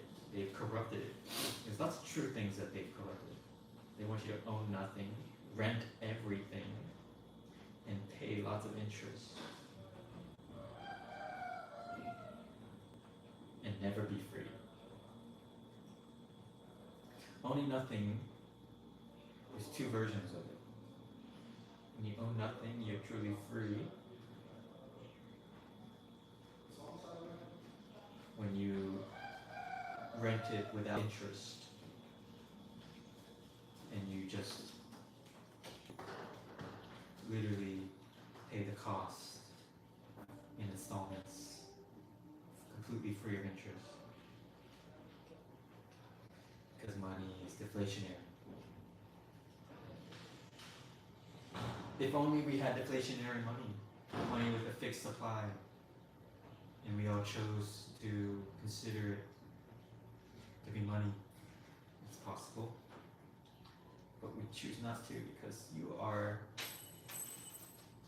a zombie for banking currency and banks. You've been trained to only think about stacking dollars and euros. You've been compromised. You literally have all your savings in dollars and euros, AIs or whatever. So you don't want that currency to devalue. You've chosen to value bank currencies. You stored it, you saved a bunch of it, and now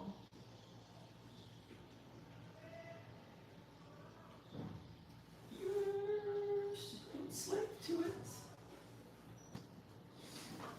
Even though it's bad for you and toxic for you, devalues every day. It gets inflated, the supply gets inflated every day.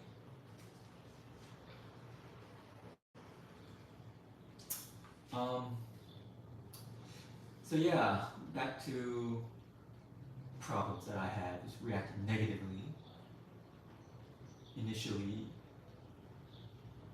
harmfully, destroying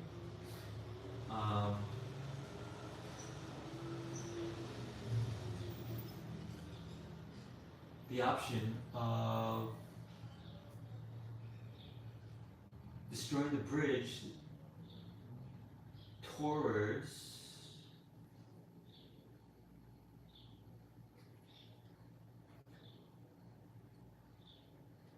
the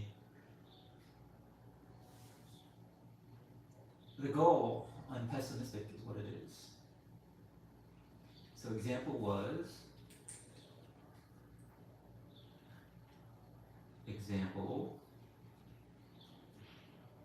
idea that I had.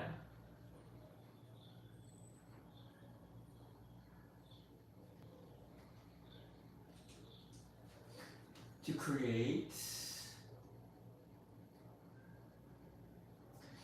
meditation focused cannabis products.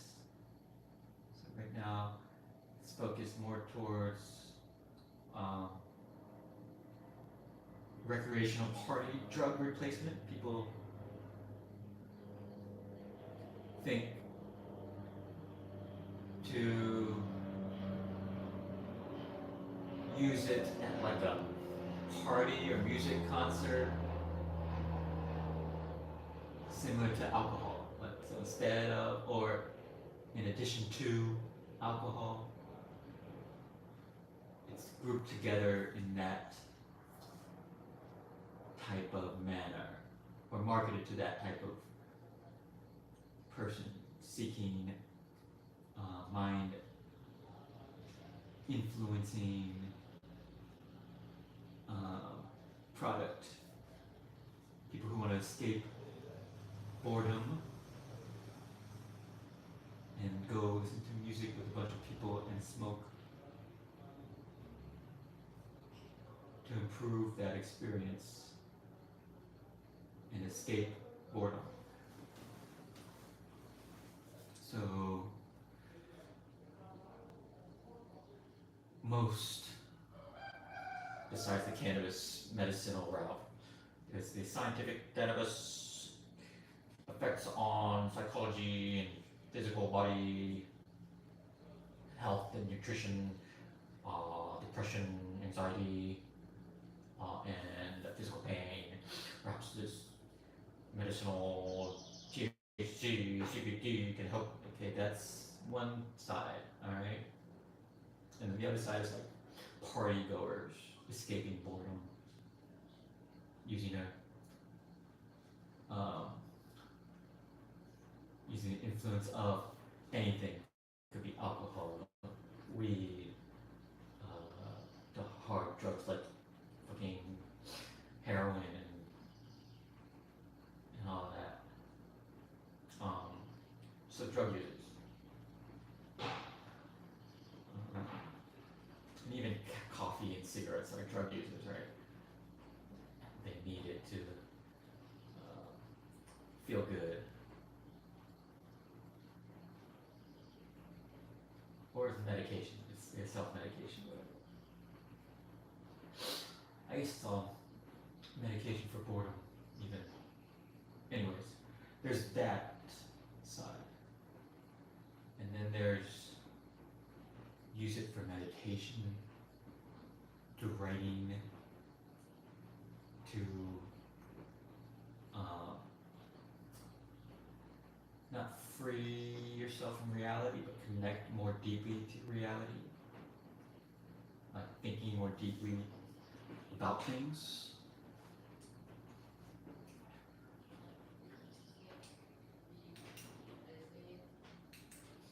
Like to meditate deeply, to focus deeply.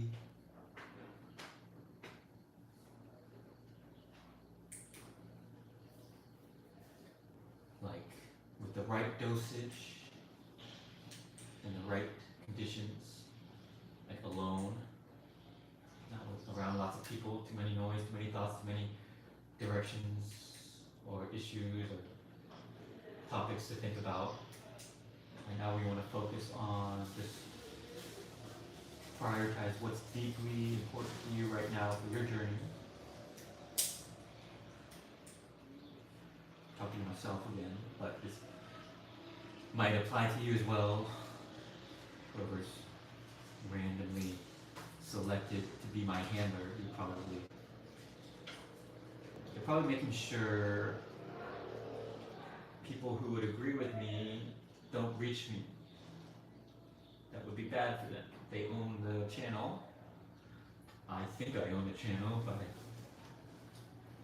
besides, oh, this is a good stretch for my back. This is a good chakra.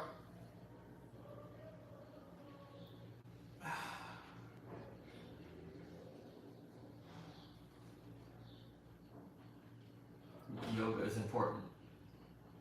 Physically stretch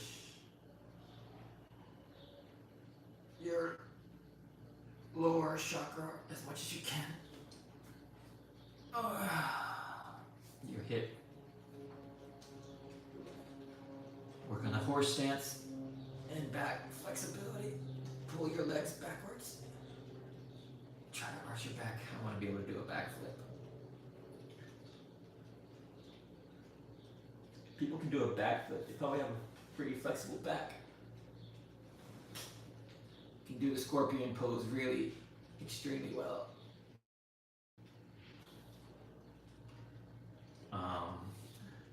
And those people are probably also very aligned in their chakras. So I have to admit that I'm not aligned with my chakras, as evidenced by my stiff back that doesn't flex backwards. I'm inflexible. I am stubborn. I bet if I asked my mom and dad to do this stretch, they're stubborn as hell. They would not be able to. Oh yeah, for sure. I'm recalling my dad. I'm like, Dad, I've been doing surfing a lot. It's fixed my back a lot and my posture because I can do this a lot. When you paddle, you have to lift your head up. You can't just lie flat. You do this with your neck. You have to keep your neck more straight and more flexed around your chest, stomach, gut, and hip area, like a scorpion. You have to lift your chest up off the board and paddle that way. Anyways, for your shoulders not to get wrecked, but anyways, and like my dad could not do it at all. Oh. And now I'm realizing, oh, that's a physical sign of how inflexible my dad is mentally.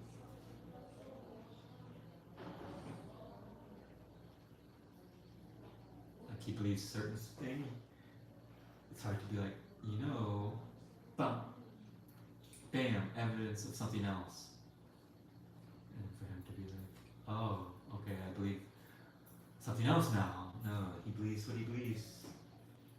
I think. My mom probably the same way. I don't think she can flex this way. Anyways, I had a problem where I said an idea out loud, basically publicizing an idea, a really good idea,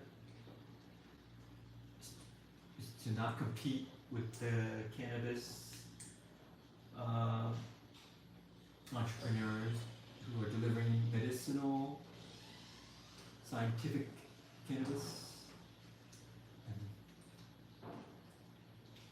marketing to recreational cannabis users, the high chasers.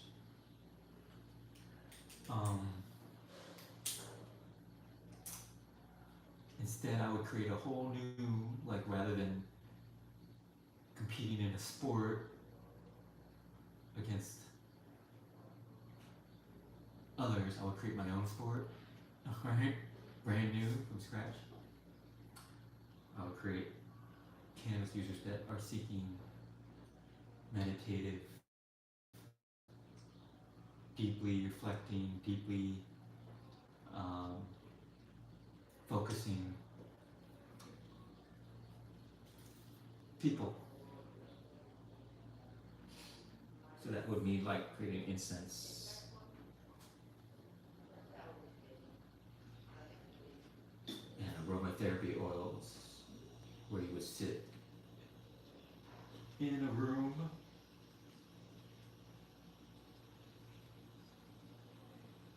or in nature, light some incense or rub oils, aromatherapy oils in hand. Breathe deeply, and with that deeply aroma-filled medicinal smell, breathe down to your inner chakras. Exhale. Do it 2 or 3 times. Focus on your breath and enter a meditative state. state, clear your thoughts, silence your distractions.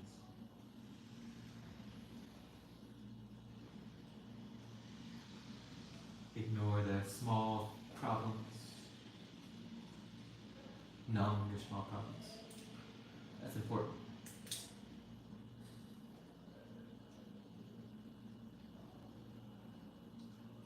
We have the power to numb ourselves to small pains. And even with lots of training, numb ourselves to big pains. Great pains. There's monks that sit out in the painful cold meditating for hours. And they don't get frostbite or anything.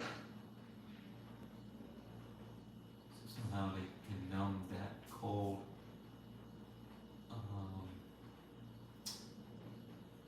from harming them. Numb, lessen harm caused by small and big things, external things. Anyways, so where is the products that are simply meant to, like hemp smelling with hemp oil soap to wash yourselves, and then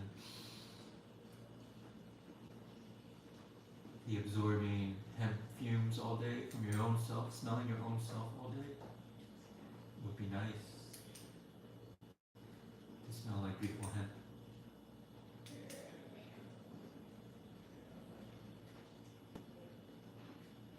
And I'm sure it would be very good physically as well.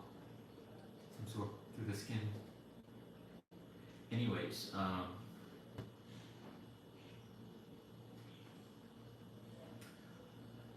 said that idea out loud, and I was like, oh, some asshole steal that idea and make it really, make a lot of money. Like, well, I know it's a really good idea. Like, this is the step-by-step how I turned it from a angry, antagonistic, hellish world where I have to compete and keep secrets, keep ideas secret. Or I could say it out loud and just say like, hey, let's work on this together, everybody. But before I get there, I have to be like, well, I know it's a good idea. And if I see someone, I'll find someone that's doing it. And I'm gonna be their investor. I'm gonna invest with my time and money. Like, I almost did that with YouTube. I came across YouTube very early on. I knew it was a great idea. I created an account right away. Like, I was a big FARC, and before Reddit there was, what was it called? With a D, I think? Dig. FARC and Dig and College Humor. These were my 3 sites I went to for news and cats and cat photos and videos and random videos and learning about random things as well, technology, and keeping eye on the world, investing, know what to invest in, all that kind of stuff. And just keeping an eye on trends and human, what's popular out there, what's popular for young people, especially. Anyways,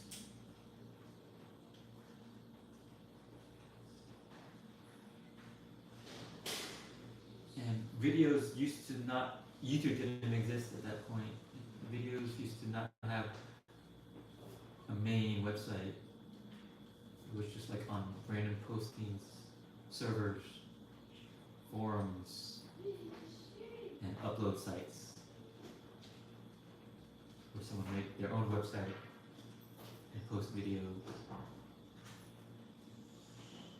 So it was Wild West, and no one made a good video upload site yet.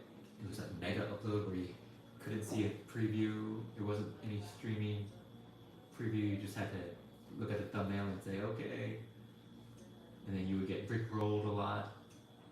Before Rickrolling became popular on YouTube, you would have to click on a link and trust it to see a video. Anyways, and then YouTube came out. This is great. I made it, and I was in a class studying how to be a network. I remember when I discovered YouTube very early on. And I was in a class studying how to be network security. So like physically wire up a company's Ethernets. And it was just like, I was dying in this class. I even slept through the final exam. I didn't wake up that morning. I hated it. $5,000 wasted of my parents' money. I was a privileged piece of shit. But I didn't know what I was doing in my life at that time. Anyways, I discovered YouTube during that time. I would just browse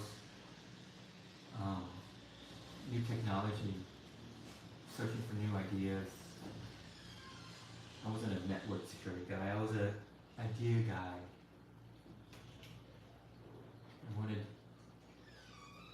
Anyways, I came across YouTube and I was like, I wonder where they are.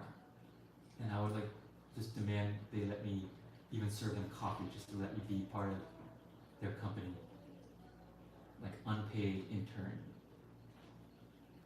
And I would like even make videos for them. Like just all day, every day. Like make my own channel and just start putting out, I don't know, what do you think will attract more users? Make a video, make a suggestion, and I'll film that. Like I even thought like, yeah, I was like thinking about being like one of those street prank people. This was before it became a thing. I was like, okay, I'll just like do fun hidden camera stuff out in public. And not be annoying or anything, be pretty lame even. But I knew I wanted to be part of the YouTube company itself, or, you know, like as an investor or whatever, or just working there, and maybe they would let me have like 1% stock. This is back when it's only like 3 programmers without any company team. It was like a Chinese guy and then like 2 white guys from Silicon Valley, like out. They went to like Berkeley or MIT, not MIT, Silicon Valley universities. And I found out, yeah, okay, they're out west. They created this website, YouTube, in their garage, where there's a bunch of programmers. And I would see like their personal, like they each made YouTube together. They even posted videos of them like doing the design on a whiteboard of YouTube. There'll be a screen playing the videos, and then there'll be comments below. And then there'll be other videos. Each person makes an account and posts videos. And like back then, they only had like random videos of like people like getting a haircut, like a girl giving their grandfather a haircut. It was like one of the videos. Like this is great. Everyone's gonna have their own channel. And I want to go work for them. I thought in that mindset, like the company YouTube, and get shares of the company, and it'll be worth a lot of money. And I thought thought maybe I can make videos for them. And I wasn't thinking about like maybe I'll get lots of viewers or subscribers. And that's how people ended up making a lot of money on YouTube. That didn't exist in my head. I didn't know how. I just thought the stocks would be worth a lot. But anyways, back then I was like, oh, I'd have to live in California. I can't leave home. I don't have any money to like live over there. Where would I live? That was like I gave up on YouTube. Or I could have just started making videos. So that's how I fucked up. Oh, that's a good stretch for my back, but that's a lot. I'm back now.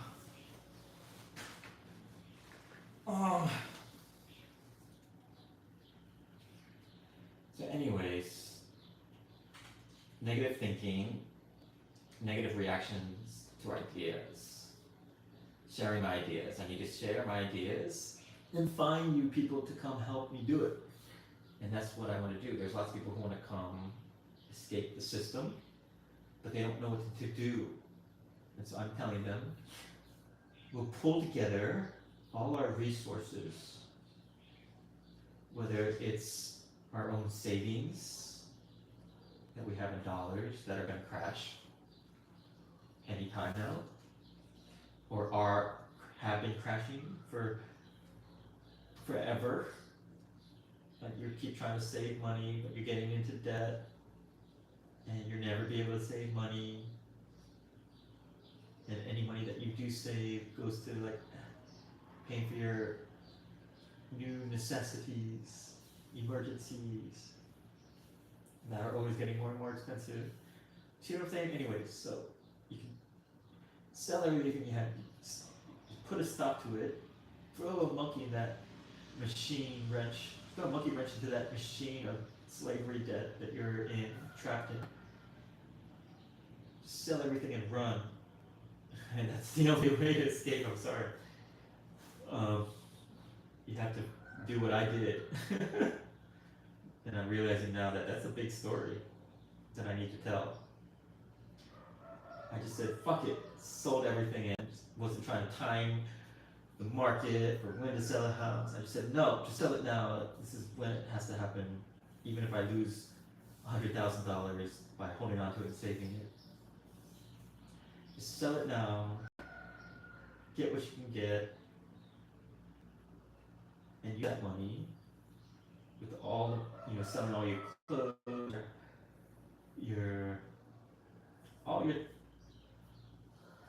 all that you have, really.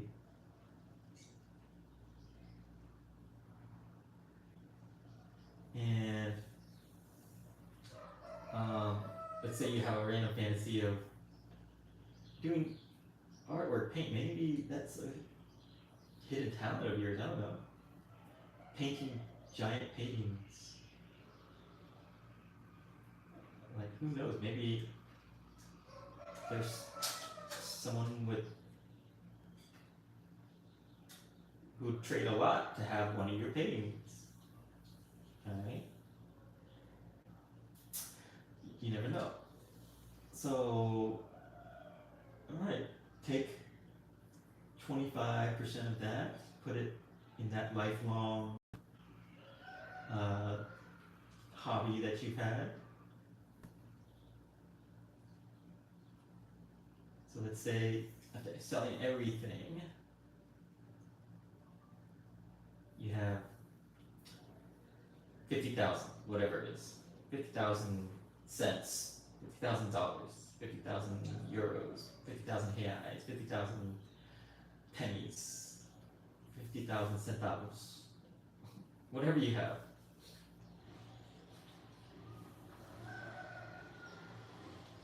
Take 20%, put it into whatever your lifelong, whatever it is. You want to be a painter, you want to be a baker, you want to be a caker, you want to be a, I don't know, yoga samurai teacher or school creator. You don't have to be the teacher, you can just be the school creator. A lot of people just create a school and then have other people teach there because the teacher is too focused on learning rather than organizing other people to learn from them. It's too much to organize a school for a person who is currently disciplining and learning. Teachers who are teaching are giving up their time learning. Anyways, so yeah, I want to invite people to come here to do a cannabis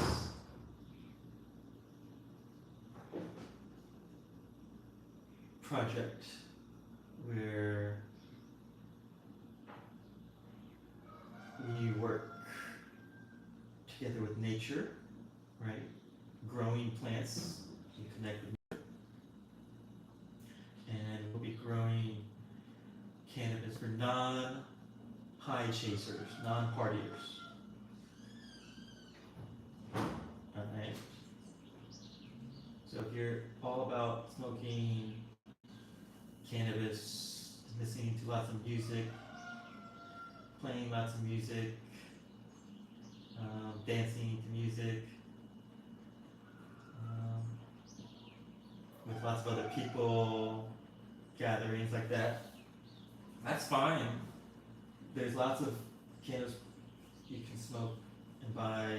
You just need a grower to give you some flower, sell you some flower, and you're good to go at any party. Or if all day you just want to,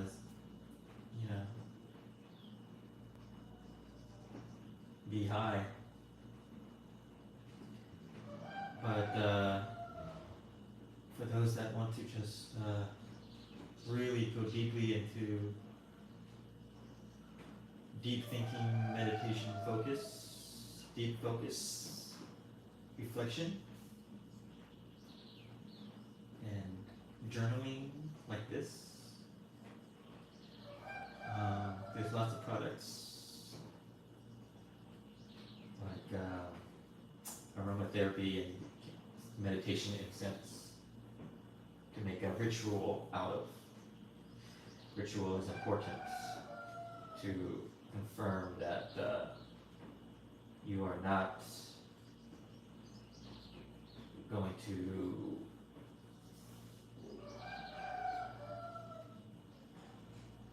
get distracted.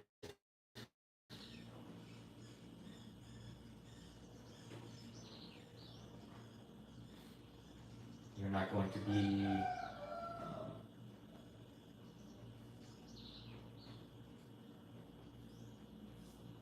in an easily distractible state. That's what it is about. Cannabis incense, aromatherapy that helps people eliminate distractions so that they can hyper focus deeply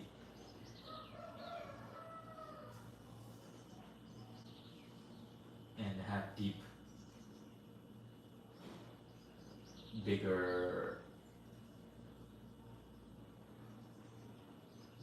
and bigger perspective.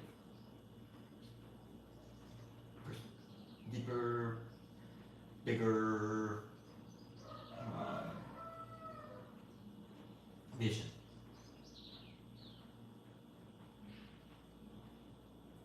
Deeper, longer vision.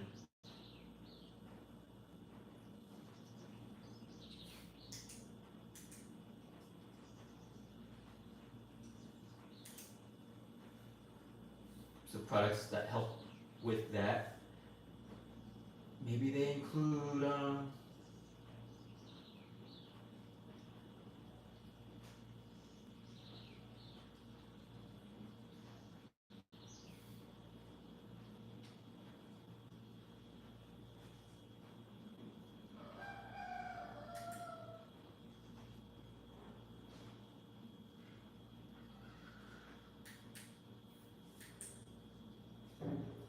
Lots of oils, rubbing oils, rubbing your hands in. That's an indigenous practice here. You take plants, rub them in, and you inhale it. And you clear your thoughts, clear distractions.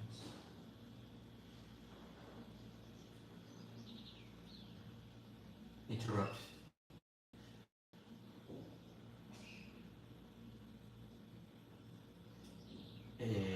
your brain that's fixated on distractions.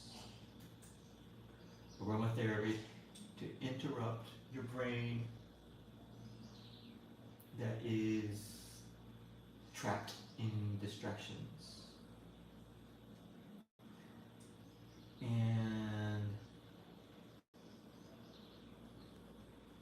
allowing you to smoke just a couple puffs.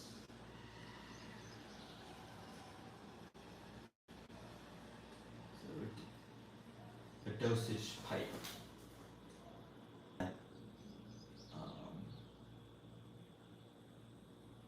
is not meant to be passed around to many people. It's just your pipe alone.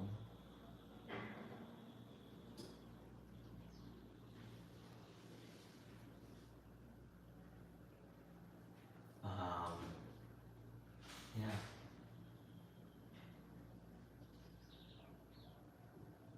It should be sacred, and no one else should ever use your sacred smoking pipe.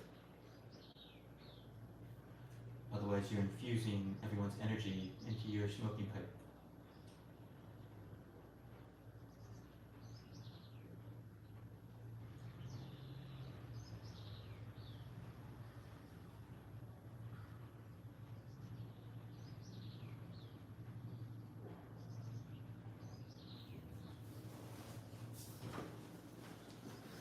It should be small, very small.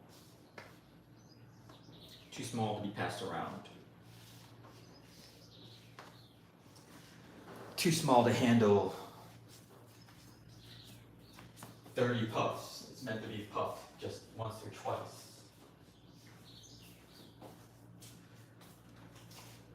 I should eat lunch, huh? It's 3 o'clock already, shit. This is too long, huh? We'll end this now. It's, holy shit. It's been off, huh? 151 minutes. Yeah, that's like almost 3 hours. All right. Good journal today. Can't go on forever. I've written down a couple things. We'll continue. It doesn't have to be 30 things at once. Take it step by step. Like Kung Fu. 1% better every day. 1% better. I have 100 problems. Deal with one problem every day.